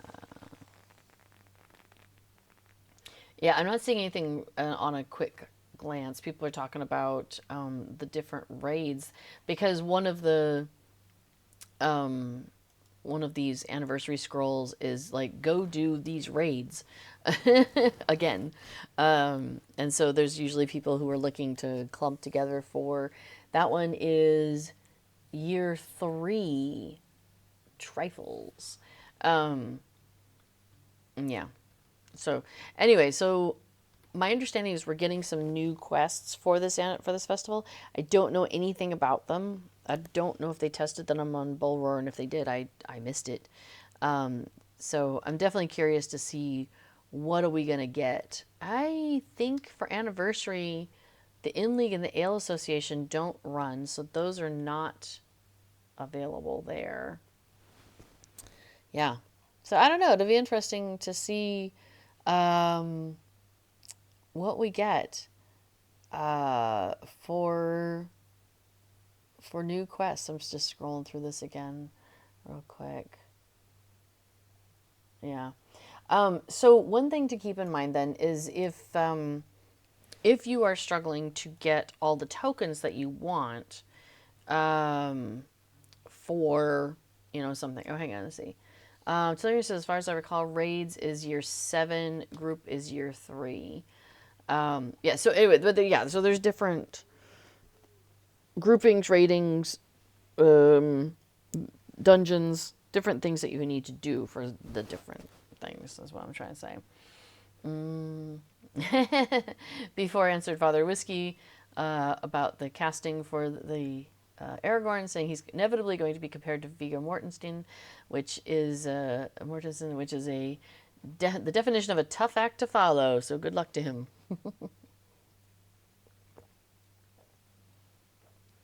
Yeah, does he go out into the woods and forage like Aragorn does, and like apparently Viggo does? Then he'll be on the right track. But anyway, so I was going to say, if you are struggling to get the tokens you need in order to buy the things you want at this at the anniversary festival, you can come over here and talk to Becca Burdock, and she is here year round. So you can see there's no festival going on right now, and she's still chilling out here. She must really like the Hobbits.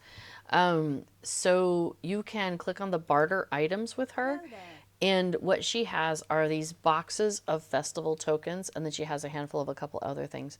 But basically, the idea is that you take tokens from a different festival, give those to her, and then she gives you a selection box where you can choose tokens for any of the festivals. So, for example, and she says how many tokens are in a box. How can I be of service? So, I wonder if I can interact with her twice. Hello there. Yes. Awesome. Okay, so I could spend 10 spring leaves and I could get a box that I could choose from the following. I could have 6 spring leaves, so that sounds like a terrible idea to spend 10 and get 6. Or I could get 6 anniversary tokens, that sounds a little bit better. I could get 3 midsummer tokens, which you probably don't need to do too often because there's so many midsummer quests now that you've really got some great choices there. You could get 10 fall festival tokens, 12 Farmers Fair tokens, or 12 Yule Festival tokens. So you've got the ability to get tokens from, so if you like really, crushed it on one festival, like for me on spring, I've got 894 spring leaves on this character. So I'm doing great for spring.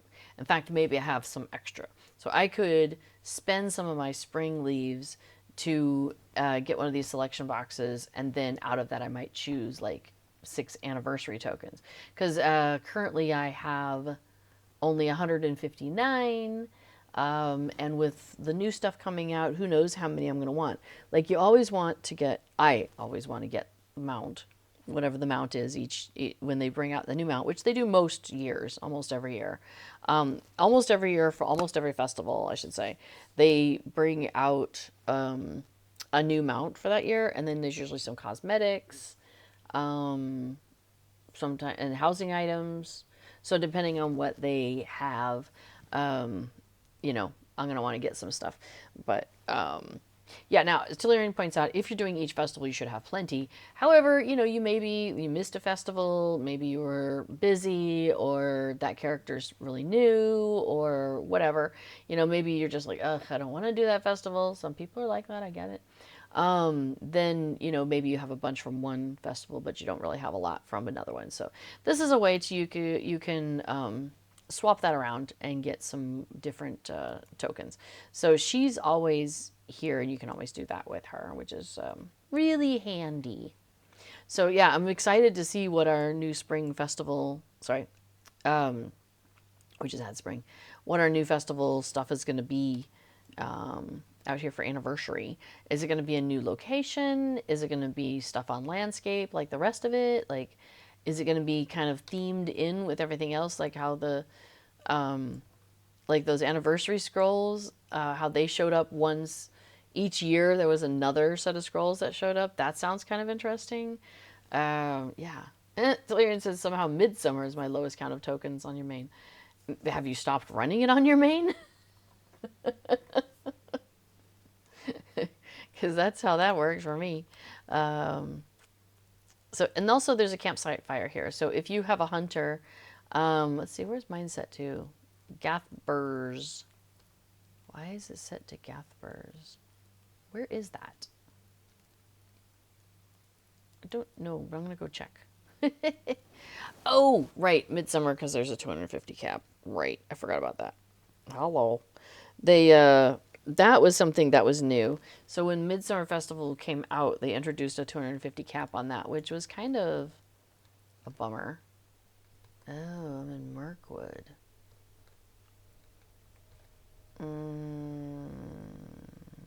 Probably end up changing that because having the campfire too, that's better. To the, well, the reason I'm here, I know why I'm here. It's because I wanted to do, I was working on, where is it? What's it called? You know, after you finish the, I guess it's book 3? Nope, it's not book 3. Book 2?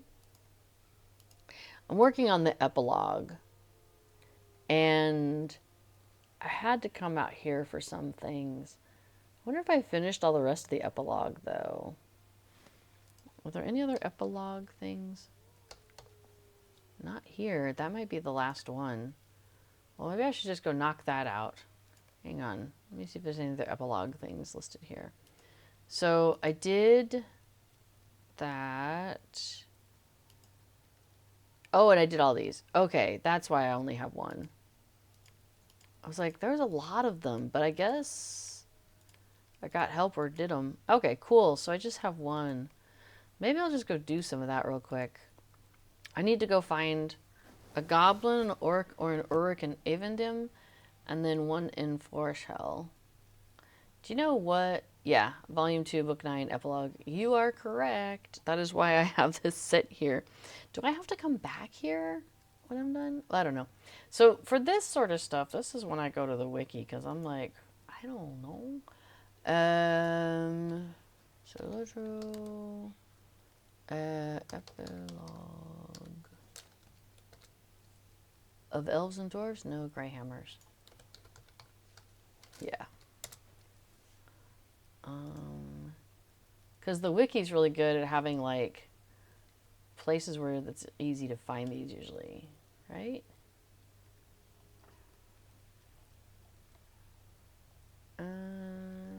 Let's see. Okay, so I need to go to Avendim. What do we got? Small goblin camp. Okay, that's what we're going to do. Oh, cool. And you've got some ideas too. Thanks, Larian. All right, let's get ourselves over to... Oh, wait, that's Foreshell. I don't know why I'm getting that confused. Let's go here. North of Ostvarod. Okay. Oh, I was thinking Foreshell because of the other one. Near Kuruleri. Okay. Cool. We're going to do some of this business. All right, north of Ostvarod, so which means I probably need to take... Yeah, I'm going to take a stable master. What can I do for you? Ostvarod. Or Farad. Oh, I know where those goblins are. That's right. So this one is hilarious because for some reason, like, this guy wants you to go various places and, like, defeat goblins and orcs and stuff and then shout as you do it, for the Greyhammers. So we're doing that. And I think I need to go out this way, right? They're like, aren't they in these, like, little...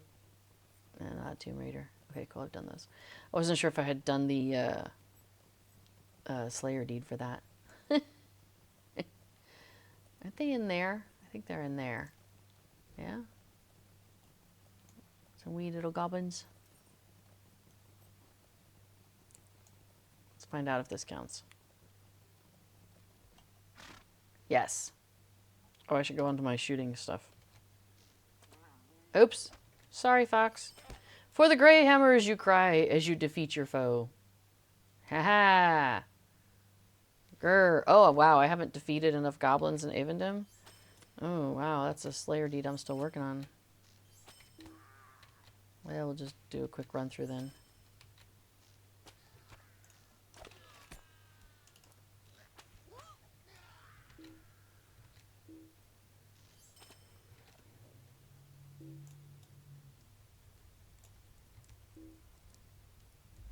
Not in line of sight? What are you talking about?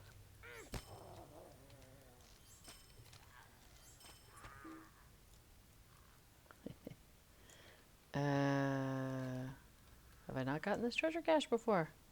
Uh-oh. I found a treasure cache. Yay.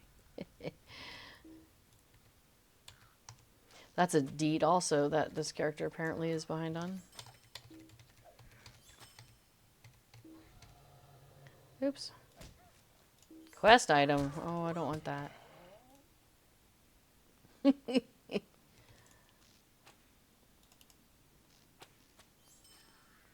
Alright. Let's get out of here. Alright, let's go up to the land of ice and snow. And near Kurulere, huh? Okay.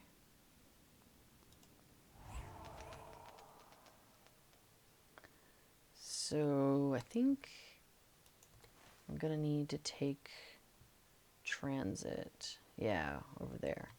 Alright, but I should be able to do that.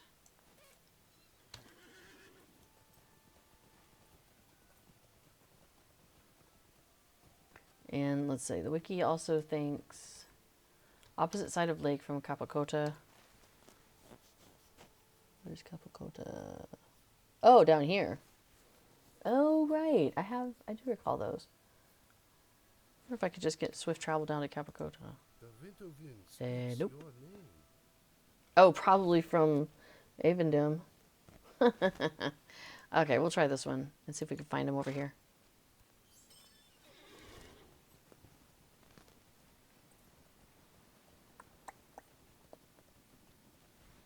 Alright, so I'm looking for, what did I say, goblins? Or orcs? Or uruks?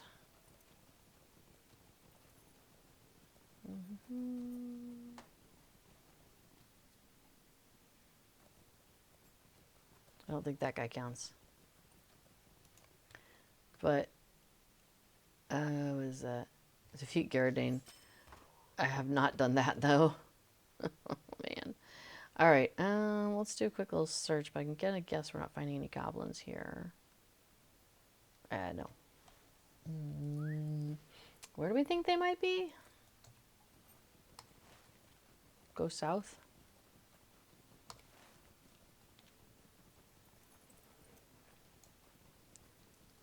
Wonder if I was on a war mount, could I attack these guys on a war mount? Oh, I think I know where there's some goblins. Aren't there some goblins down by Ziggy? Yeah, I think there's some goblins in that cave. I'm just gonna take a transit to there. Maybe we'll just take these guys out while I'm walking.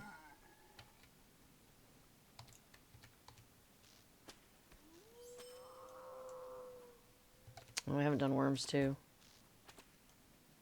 Yeah, before it says that most war mount skills are disabled in older areas, which makes me think that I probably could not take stuff out if I was on a war mount while I was out here. You can mount up, but you can't activate any of the skills. Oh, so no dash. Yeah, that's fair. Hey, send me over to It is a brisk day, is it not? Syros. Okay, hang on. I can just get myself to Suri Kyla. That's not what I was looking for. I forgot she was like a one. She only knows one thing. But over in Ziggelgund, um, there's the dwarven encampment, and then there's a goblin camp inside. Pretty sure it's goblins that are at that cave nearby. We'll give that a try. This is one of the reasons why I don't mind going back and redoing stuff with like new characters or catching up with older characters that I've had for a while, but I haven't done all this stuff. You know, that's why I don't mind doing all these things, because it's like there's some nostalgia and some fondness for, you know, remembering doing these things. So, you know, that's kind of fun. Oh, it's interesting. Is it showing me on the map where I could find things? Oh, it's showing me a clump down there by Capocota. Well, we'll see if these ones are... Let's see, where is it? Not there.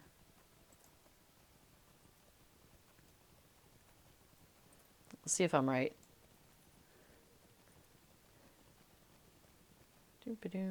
Oh yeah, and there's also like a in-league reason to come out here too, I think.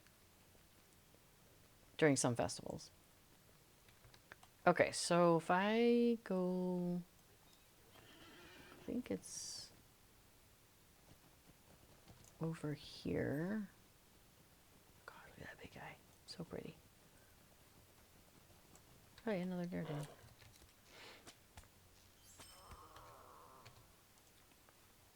Why am I not one-shotting this guy? Do I not have my legendaries on? Am I trying to shoot him with a flute? Because it wouldn't be the first time. Oh, these are dour hands. Not as useful to me. Are these all dour hands in here? Is there a Slayer deed? Yep. Not that that's what I'm trying to do. Whoops. Okay, fine. I guess I really do want to go to Capocota from Ostvarod. Yeah, of course I do. Alright, no worries. We know how to do this. Back to Rivendell. That's so funny, that's because that's where I was. Maybe that's on purpose. That you're supposed to kind of go from one spot to the next really easily. Ah, well, it's okay. We spent some time doing this. Why was this? I think for How can I be of service? maybe for in-league stuff. I think it was. That's what this reminds me of. Doing the in-league and Ale Association circuit, which still works. Like, we have some videos out there if anybody is like looking to do that. Well, not in this festival because there's no in-league and Ale Association in the anniversary festival, but in the next festival after that, if anybody is looking to follow a chain to do in league and L association, and like you can do it in less than half an hour. So, and you can double up, which is, you know, really handy. So we have some videos out there on how to do that. Like if you have a bunch of hunter stuff. Where are we trying to go to? Capocota, right? Isn't that where we decided we want to go? But they have added a bunch of travel skills since then. So there are a few different ways you can go now than what we did in our videos. There might be one or two ways to kind of optimize it even further than what we did based on the new travel stuff. But the stuff that we did is still valid and still usable. But then you may discover that with all the new travel skills and whatnot, there's some other options that you may be like, oh yeah, this works for me better or whatever. Okay, there are goblins out there. We're just gonna hop off and go find them.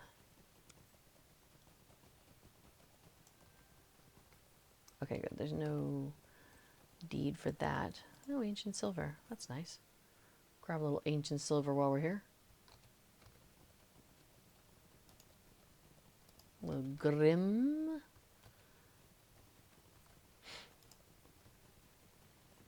Hey. There's a goblin. Oops, that's not a goblin. Sorry. My bad. For the Greyhammers! Oh, now I gotta go do the Shire and Erluin. Alright. Let's see. Where do we want to go for the Shire? They're all in the north. So... yeah, we could go to, like... Actually... Oh yeah, the Greenfields. That's where I want to go. Oh, my stuff's full. I may have a bit of stuff in my inventory. Why do I have all these mushroom pies? What? The what? Oh! I think that's for the... Oh, that's for a deed. Oh, don't get rid of those. Okay, hang on. I need to... Alright, we're going to consume these virtues. Oops. Okay, I've consumed the virtues. At least to get that out of the way. You know what? I'll start consuming the pies while I'm here. And then we'll take all that. Okay, now I just gotta remember to eat them pies. Maybe yeah, there we go. Hang on a second. I'm gonna put these pies on my bar. So I can just easily get to them. Okay, so there's 1, 2, 3, 4, 5. Awesome. Cool, cool, cool, cool, cool. Now lock that so I don't do anything with them by mistake on here. And let's go see some goblins.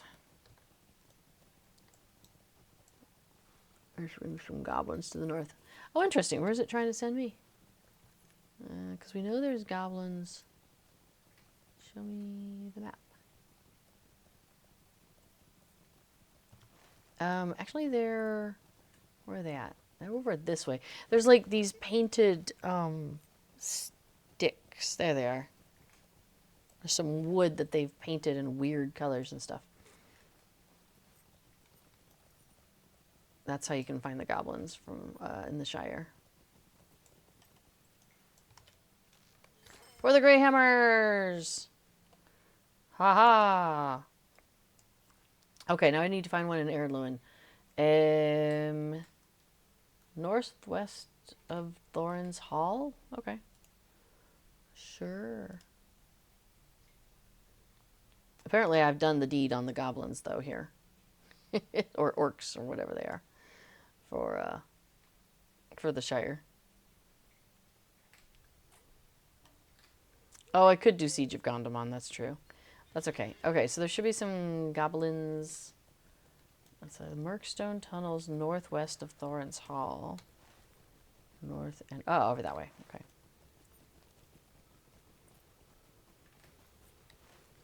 Alright, goblins, I'm coming for you.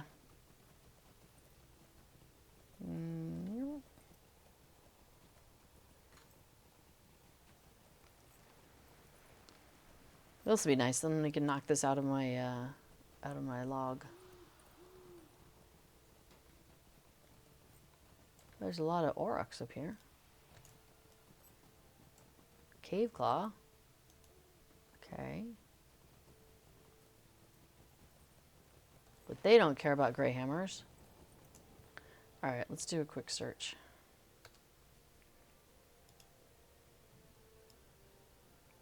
Oh, I think I see one.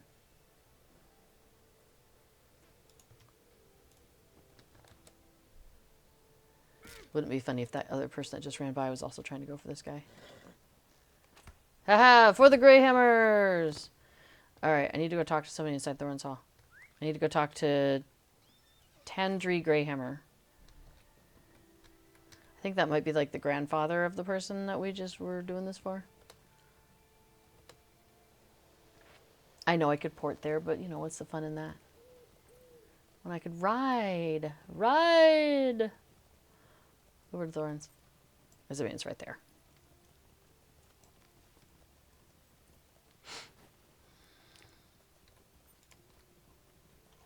So I think B4 is streaming tonight after me. We'll have to double check.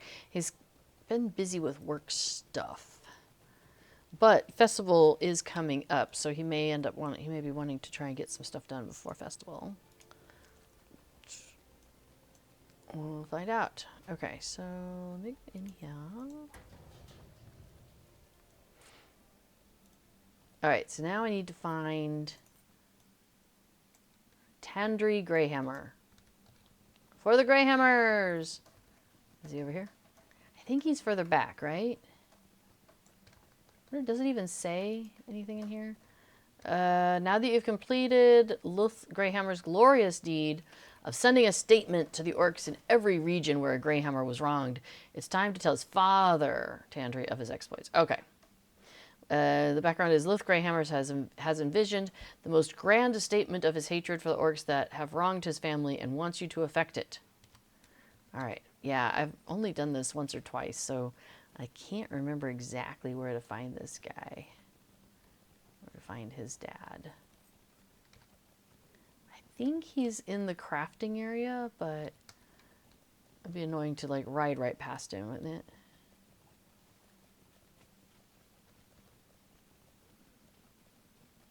Oh wait.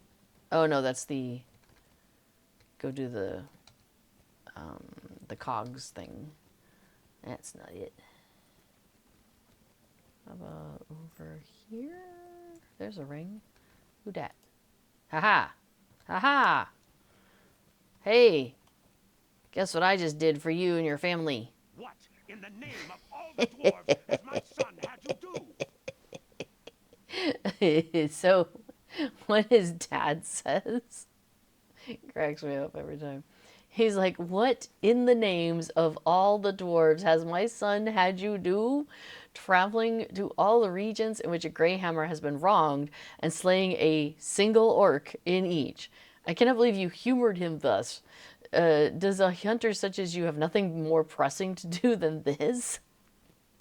If my son Luth and his brothers spent less time dreaming up ways to tell folk of their grievances with the orcs and more time mining and working, perhaps we would have found some precious gemstones by now.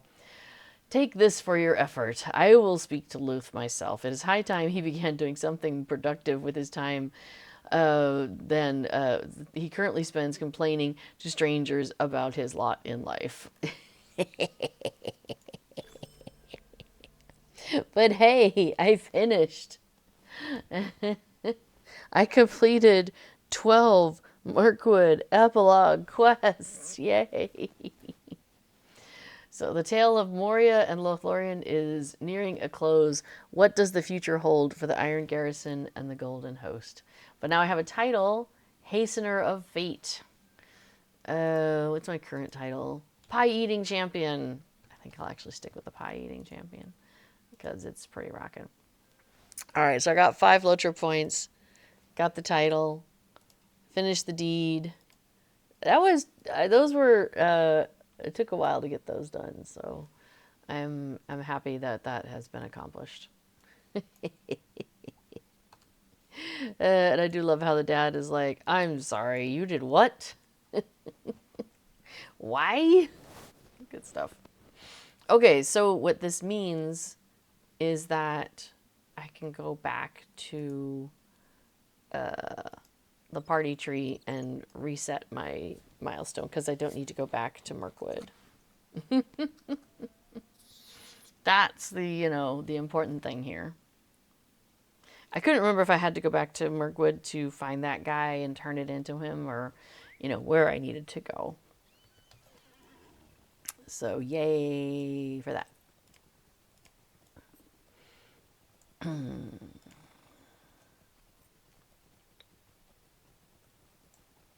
But this is good. Oh, right.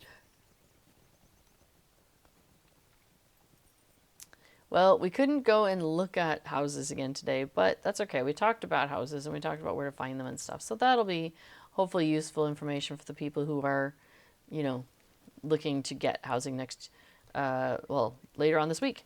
Oh, by the way, when you are setting a milestone or a campsite fire, how your character is positioned is how they will phase in when they use that thing. So like, for example, if I click on the campfire, it's like, do you want this? And I'll say yes.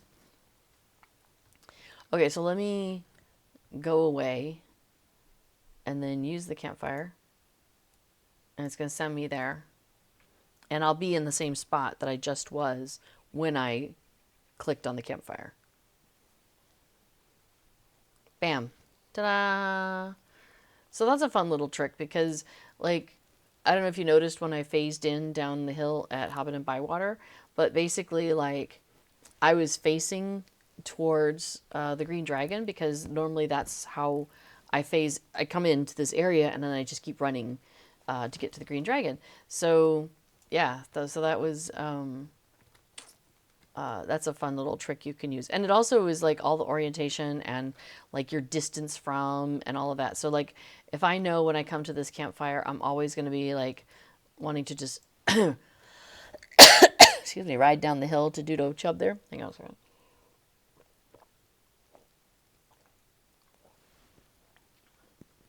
Like I can position myself a little bit over here. And then, so let's click on the campfire and set me to over here. I'm gonna eat another pie. So, and then let me go ahead and use my campfire. And it'll put me over there where I changed it to. Now, if you're far enough away and you click on it, see, there we go. So it's been changed to being over here. So that's kind of fun. Yeah, Clariel says, I had no idea. You're welcome. You're very welcome. Now, if you're so far away and you click on it, it's like, see how it made me come over to it. Now I can turn myself around and be like, yeah, this is good.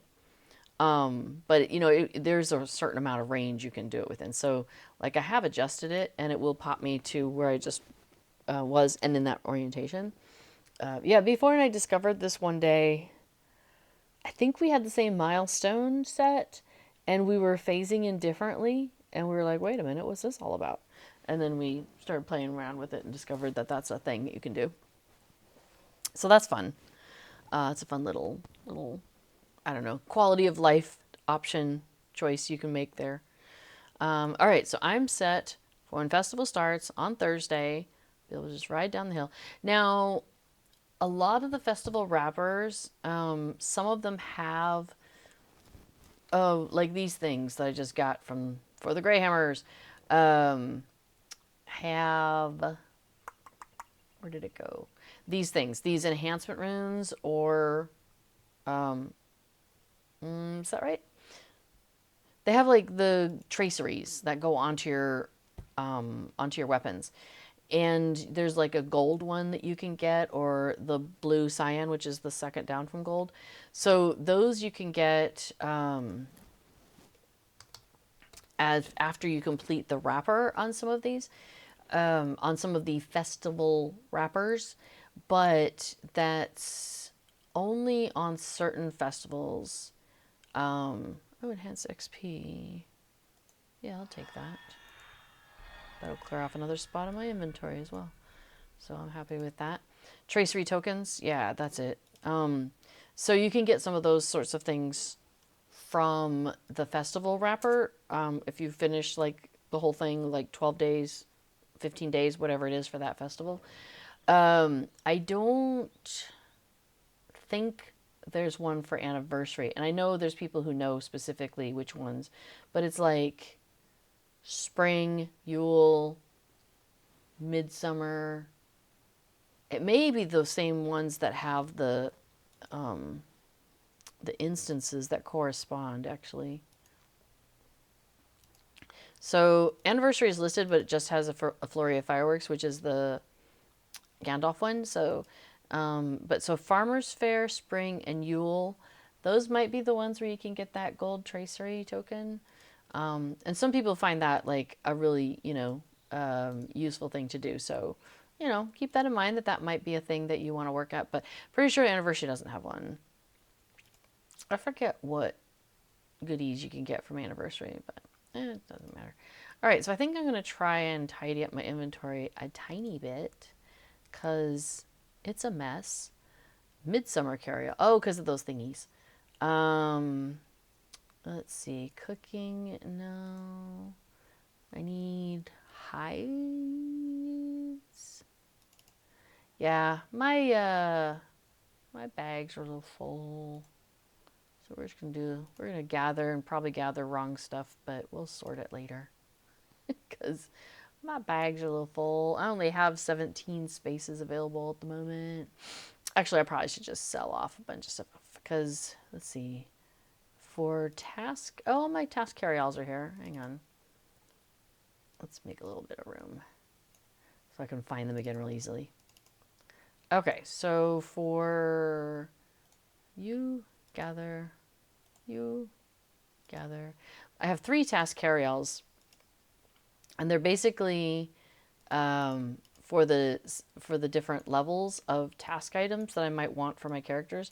So I've got one that has task items that are between level 1 and level 50, and then I have one that's level 50 to 100, and then I have one that's 100 and above. And so and they're full, so there's no mistaken chance that I'll slurp up something that I don't want, because they can only slurp up things that are already in there. What else? Man, my inventory is such a mess. All right, let's see if we can sell some stuff real quick. Yeah, B4 and I don't play on this server together very much. Oh, and I've got those bacon pies. Got to deal with that too. So normally what I do is I just give all my stuff to B4 and he deals with it for me. But he's not here to do that for me, so I have to take care of it myself. Minor essence, that can go away.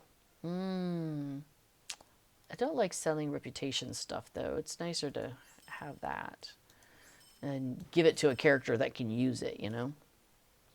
Level 47, that is not what I need to worry about. A dwarf sturgeon. Okay. Oh, that's a cosmetic pet. I shouldn't sell that. Mathams. Eat another pie. And save that pie. Pipeweed. Yeah. Oh, now see, this disenchants into ancient script, so I should probably do that instead of, like, just selling it. Necklace, I don't need. Shield. Oh. I can probably give those away. Don't want to sell that, but I think I do want to sell. I've got an old bow, handcrafted by Kusharan and wielded by the Hidden Guard. Oh, maybe that's why I haven't sold it. And then the other one is one of Sigla's prized knives. Oh, that's why I haven't sold those. But you know what? They don't need to sit in my inventory. I probably should put them somewhere else.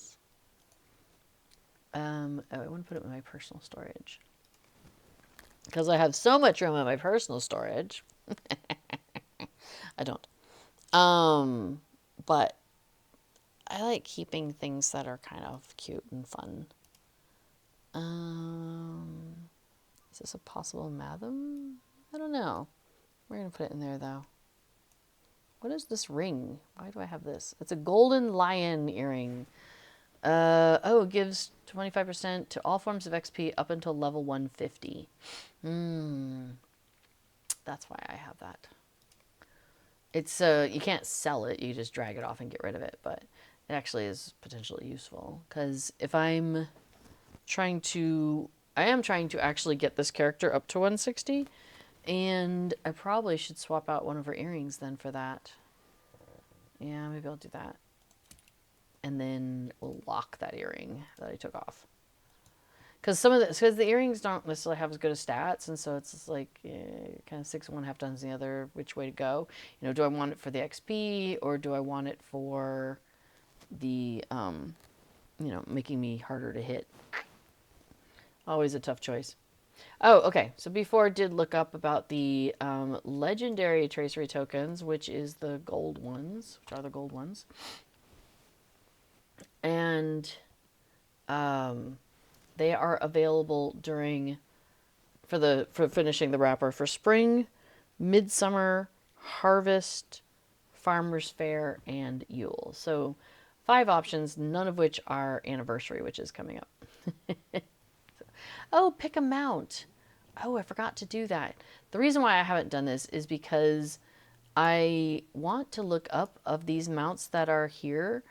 Are any of those that I don't have mounts that are for a festival. Like, so some of them, some of the festival mounts were, and I think that these are all festival mounts actually, most of them, but they were part of a collection deed. And so getting one of these and not having to pay mithril for it is kind of handy. Oops, that's not what I want. So if I want to look up to see what the mount itself looks like, I can go to my collections panel, which is Shift C, by the way, and look at the mounts here. But I also want to look up, I don't think if it would, yeah, if I hover over it, it doesn't tell me, it just says a pony from the summer festival, but it doesn't tell me if it's part of a deed. It's just Alex these days. Wizard is never late when he arrives precisely when he means to. Here I am. Well, welcome to the stream.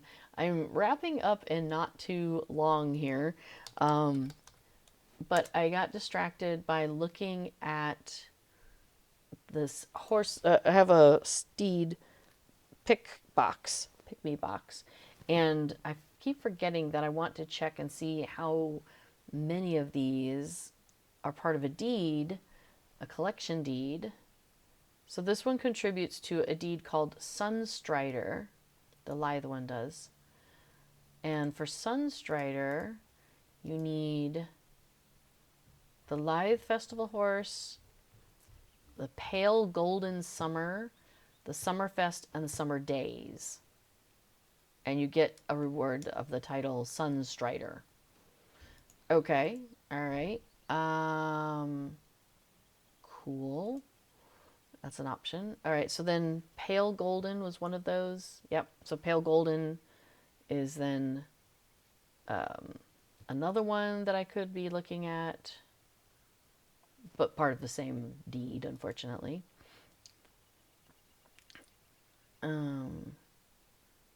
So just Alex today says, well, good to meet you. Question on the online game, since it's so massive.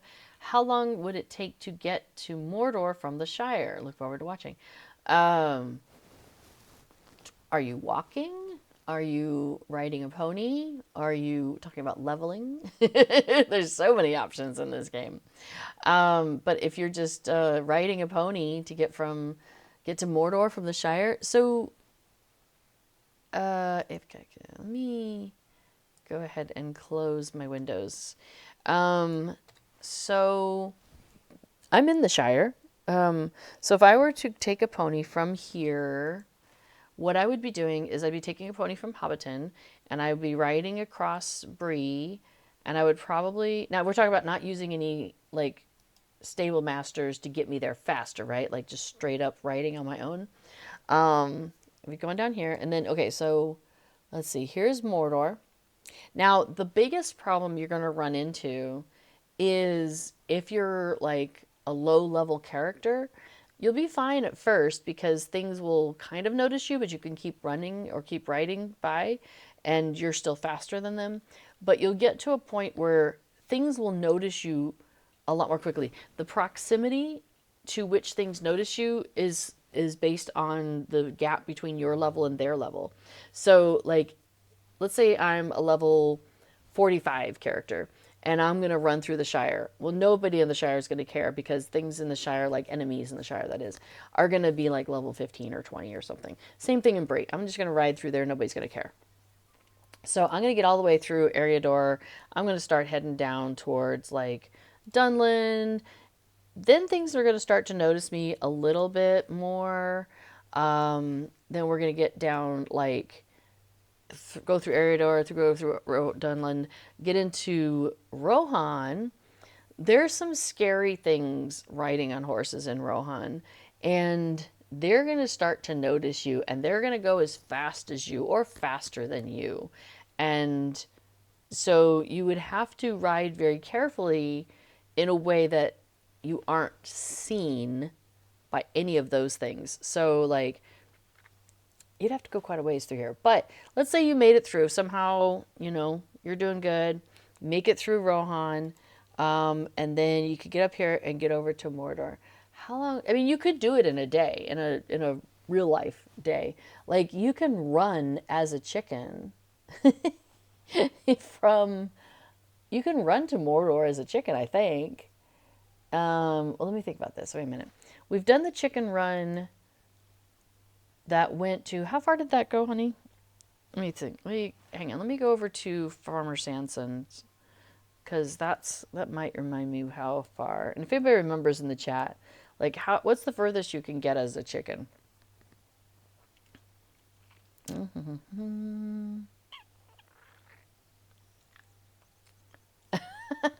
It's just Alex says, you're amazing.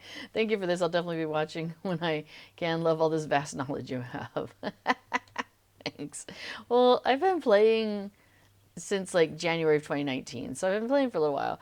And then I like to figure things out. And so I enjoy when other people help me learn things. And so I just try to share the knowledge. So, okay, before thinks their objectives for Minas Tirith and possibly the Lonely Mountain. So, yeah, you can definitely be a chicken all the way to Minas Tirith. That's true.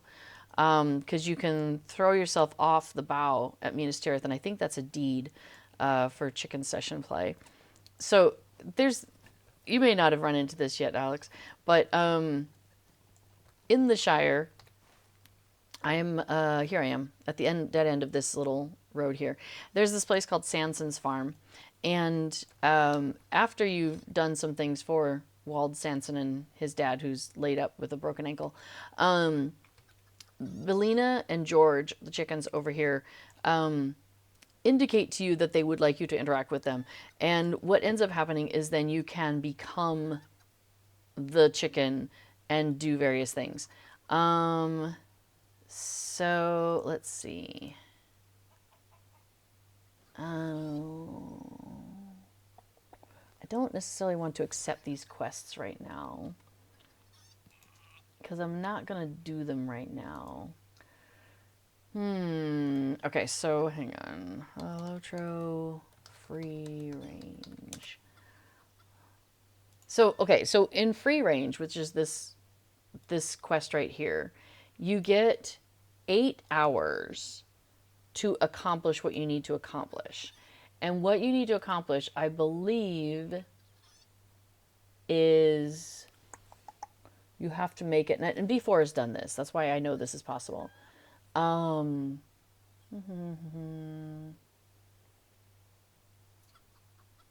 you. It just says this may be a wonderful time to explore Middle Earth, but you have to get to, is that the one where you have to get to Minas Tirith? That might be. Yeah, and before was able to do it in 3 or 4 hours. So if you can get to Minas Tirith as a chicken, I mean, let's do the math on this. If a chicken can run to Minas Tirith in 4 hours, oh, but you use nests to teleport. I forgot about that. That's true. Well, still, if a chicken can get to Minas Tirith in 4 hours using nests, I think a hobbit could ride on a pony to Minas Tirith in that same amount of time. Let's say that. So that's Gondor. So let's say you could ride to Minas Tirith in Gondor in, let's say, less than 4 hours. It would only take a couple hours. Like, where are the people in the chat who've taken a hobbit to Isengard? I mean, I need one of those people in the chat to pop up, because that's another thing that happens. It's just Alex, is there's people who will periodically do an event called taking a hobbit to Isengard. And what they'll do is they'll have somebody make a has a low level hobbit. They will surround it with other characters who will protect them, and they try to get that hobbit to Isengard without that hobbit dying. And they do that in an afternoon.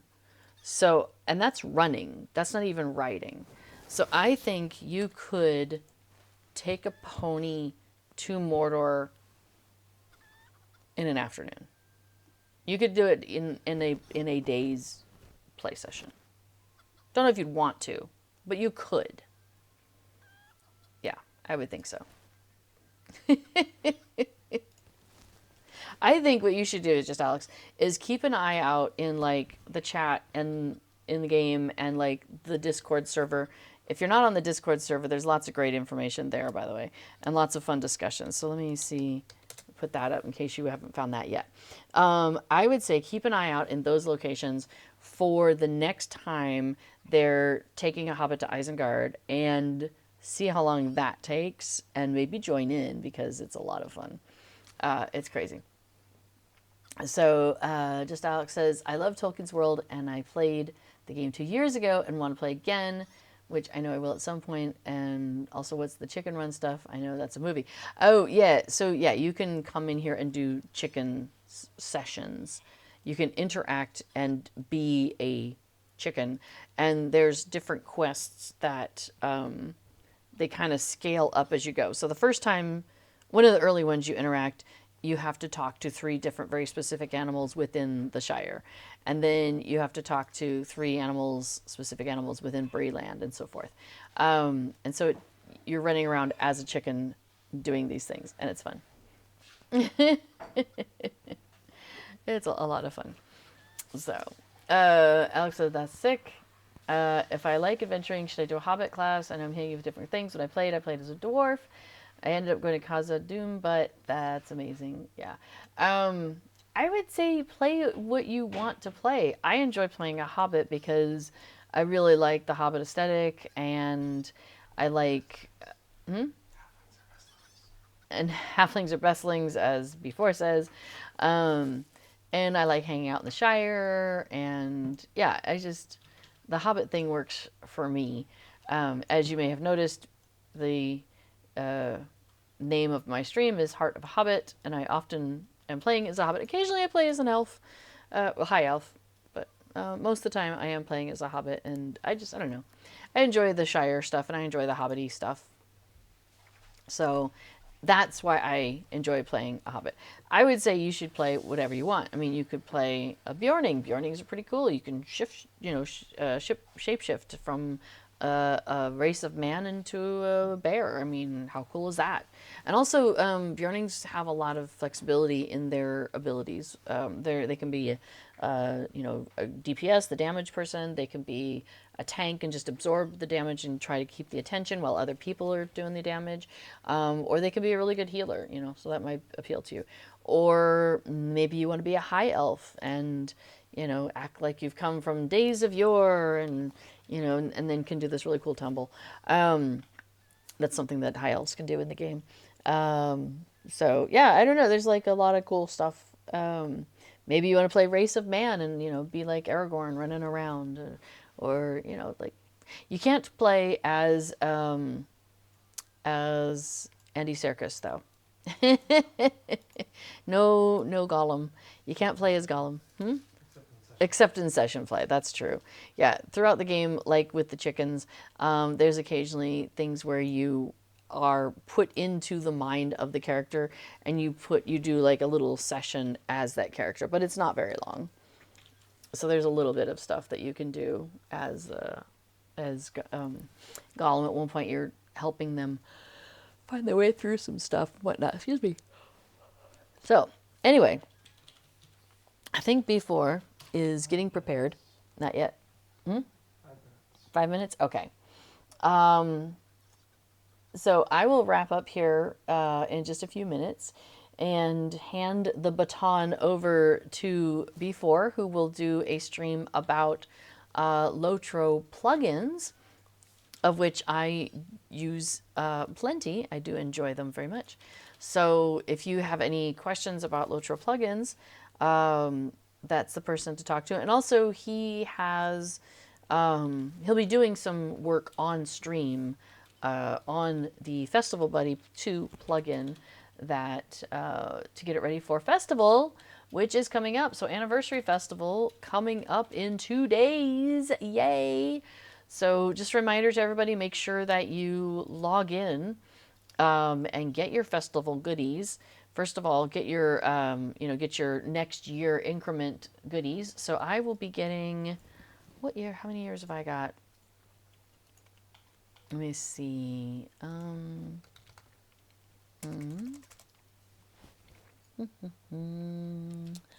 It's possible if I opened all my stuff.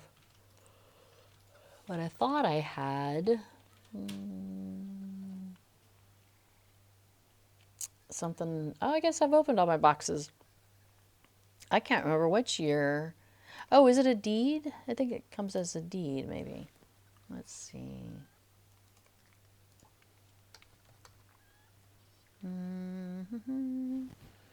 Let's see, there's 10 years in Middle Earth. Oh, no, that's scavenger hunt stuff. I guess the word year isn't included.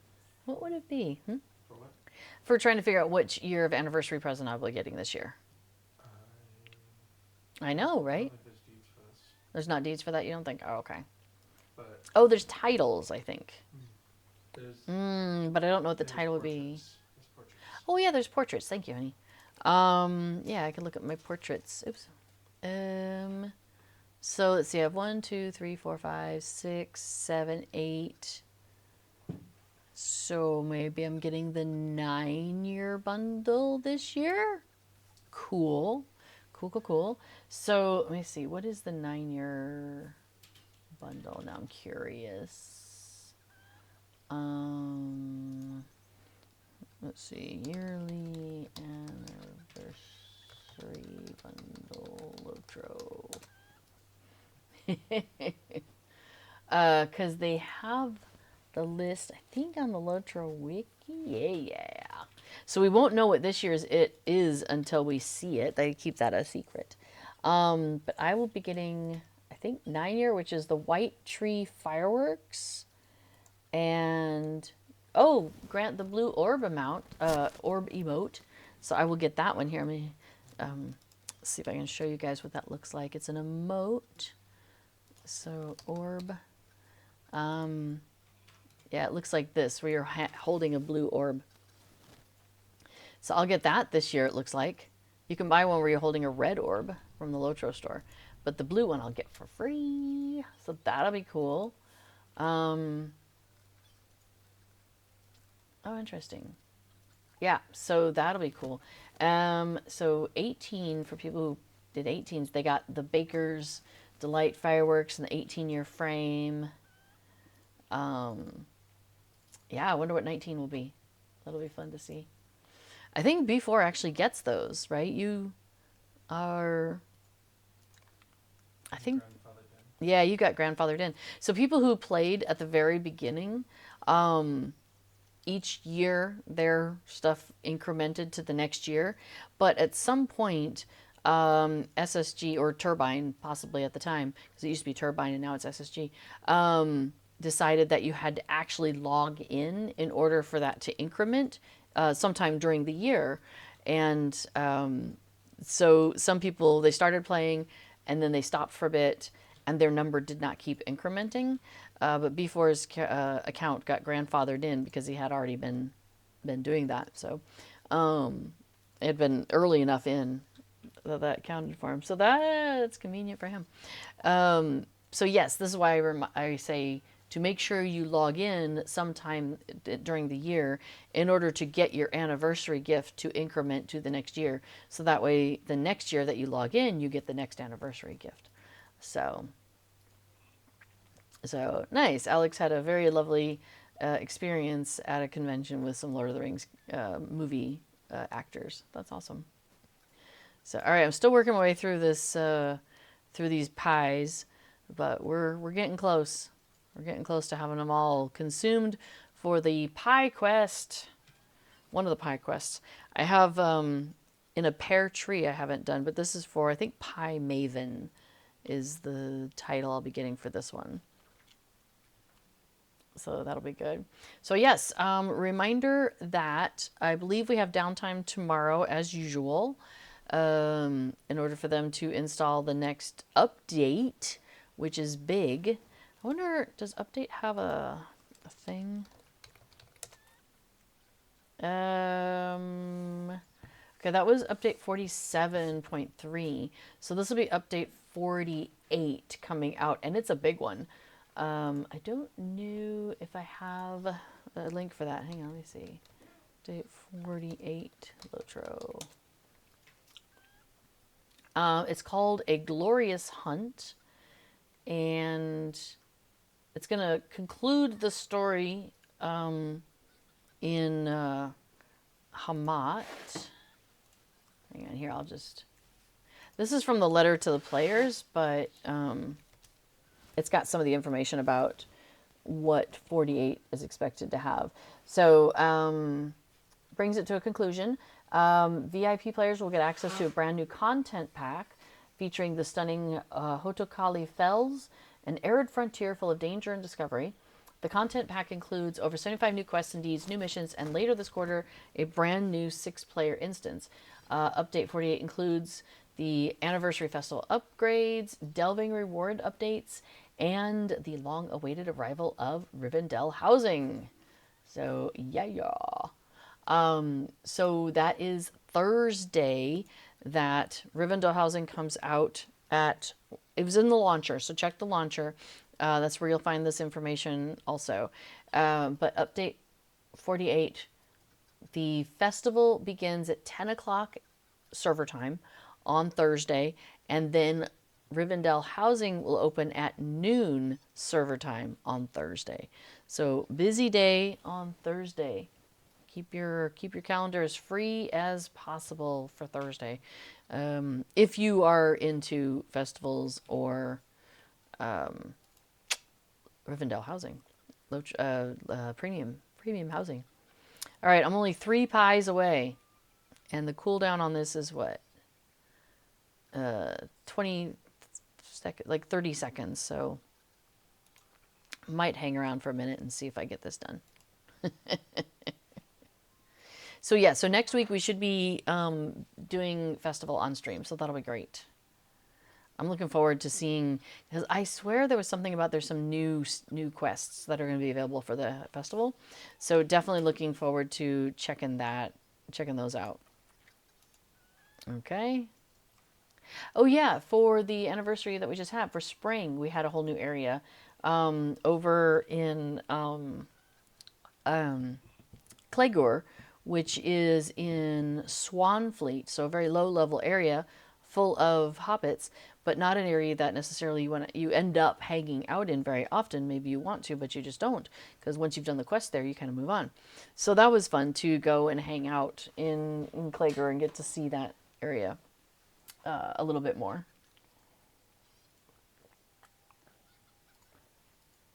Yeah, so for midsummer we have the island. For spring we've got Clegor. For some reason I was thinking Yule had more stuff, but maybe it didn't. Maybe I was thinking it was going to, and then there wasn't. Maybe I was like dreaming about new stuff.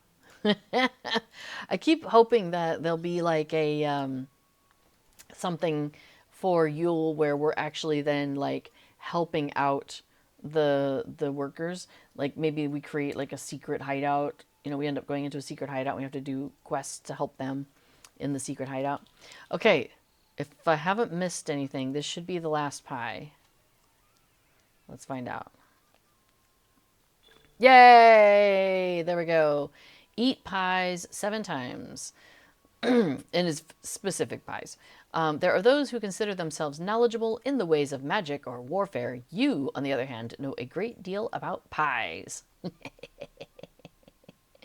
So there we go. That's my new title. Well, a title that I could choose is Pie Maven. Although, I don't know, Pie Eating Champion? Well, that's a tough choice, isn't it? Maybe I will go with Pie Maven for now. Maybe we'll switch over. Just to show that I actually did it, you know. I mean, it's all pie related. It's good stuff. So, Pie Maven. There we go. Yay! So it was mushroom pies, steak and kidney pies, coney pies, spiced apple pies, and perfect pies. Now, one of the deeds that I haven't done that I'm stacking up my stuff is in a pear tree, and you need to eat a certain amount of each of these, and I can't remember, so I'll have to look it up again. But they're all food that have pear in them. You have to be a certain level character in order to obtain some of these, and I think you have to be a certain level character in order to be able to consume some of these. So it's something that you can't get to early on, but then later on, after you've done this and you consume, I think it's like 5 of each or something. Maybe it's 30 of each. I'm not sure. But you get a title. I think it's called In a Pear Tree. So it's bacon wrapped roast partridges, baked beans with partridges, partridge and a pear treats, partridge hot pies, and partridge pies. So yeah, partridge and then in a pear tree. So that's one for a future day. I'm not gonna worry about that one right now. Oh, okay. So cool! Yay! I got my my pies done. Thank you, Pie Sala. It's a character who hooked me up with those pies. So, yeah, about a minute or two. Yeah. Okay, awesome. All right, so if you have any other last minute questions, go ahead and drop those into the chat. But otherwise, I think we are about to wrap up my stream for the day. So again, remember to stick around for B4, who's going to be coming along and doing Plugging Along, his stream about plugins. And yeah, everybody's looking forward to festival coming up. Oh, maybe I should put on a spring outfit for my character. Maybe I'll check out what we've got in the anniversary festival and see if there's some fun cosmetics there. Because what was the spring cosmetic? Oh, it was stuff about flowers, about sunflowers. Can't remember what the dress looked like, but I actually do have sunflowers or flowers on this character. It's more like daffodils, I think, are what are on this dress that this character is wearing. And I've dyed it a nice fun orange. But I think, you know, spring, we should probably take the scarf off and start getting into some of our more lighter weather outfits. Oh, which also reminds me that in the future, like this one, this is a good one, we are supposed to be able to start purchasing more outfit slots in the future. And I'm really excited about that because 22 outfit slots. And I think what I'll be able to do then is have like the first sections. I can have like my winter ones, my spring, my summer, and my fall. And then I can have like, I have a couple of costumes for some of the costume role-playing stuff, so I can have spots for those. And then I can have a couple empty spots for swapping things in and out, because sometimes we do like videos and people are instructed to dress up in a certain way, and so I can have some space for that without having to swap out one of my existing outfits that I like to rotate through.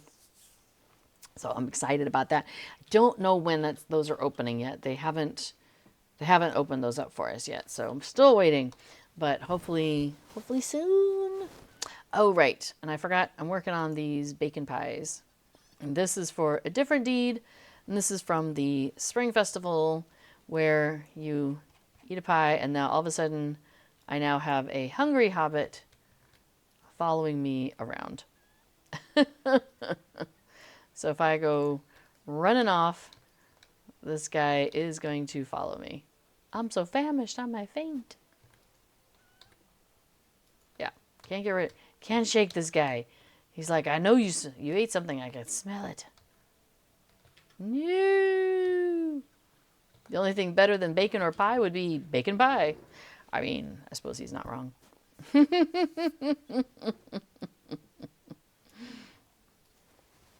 All right.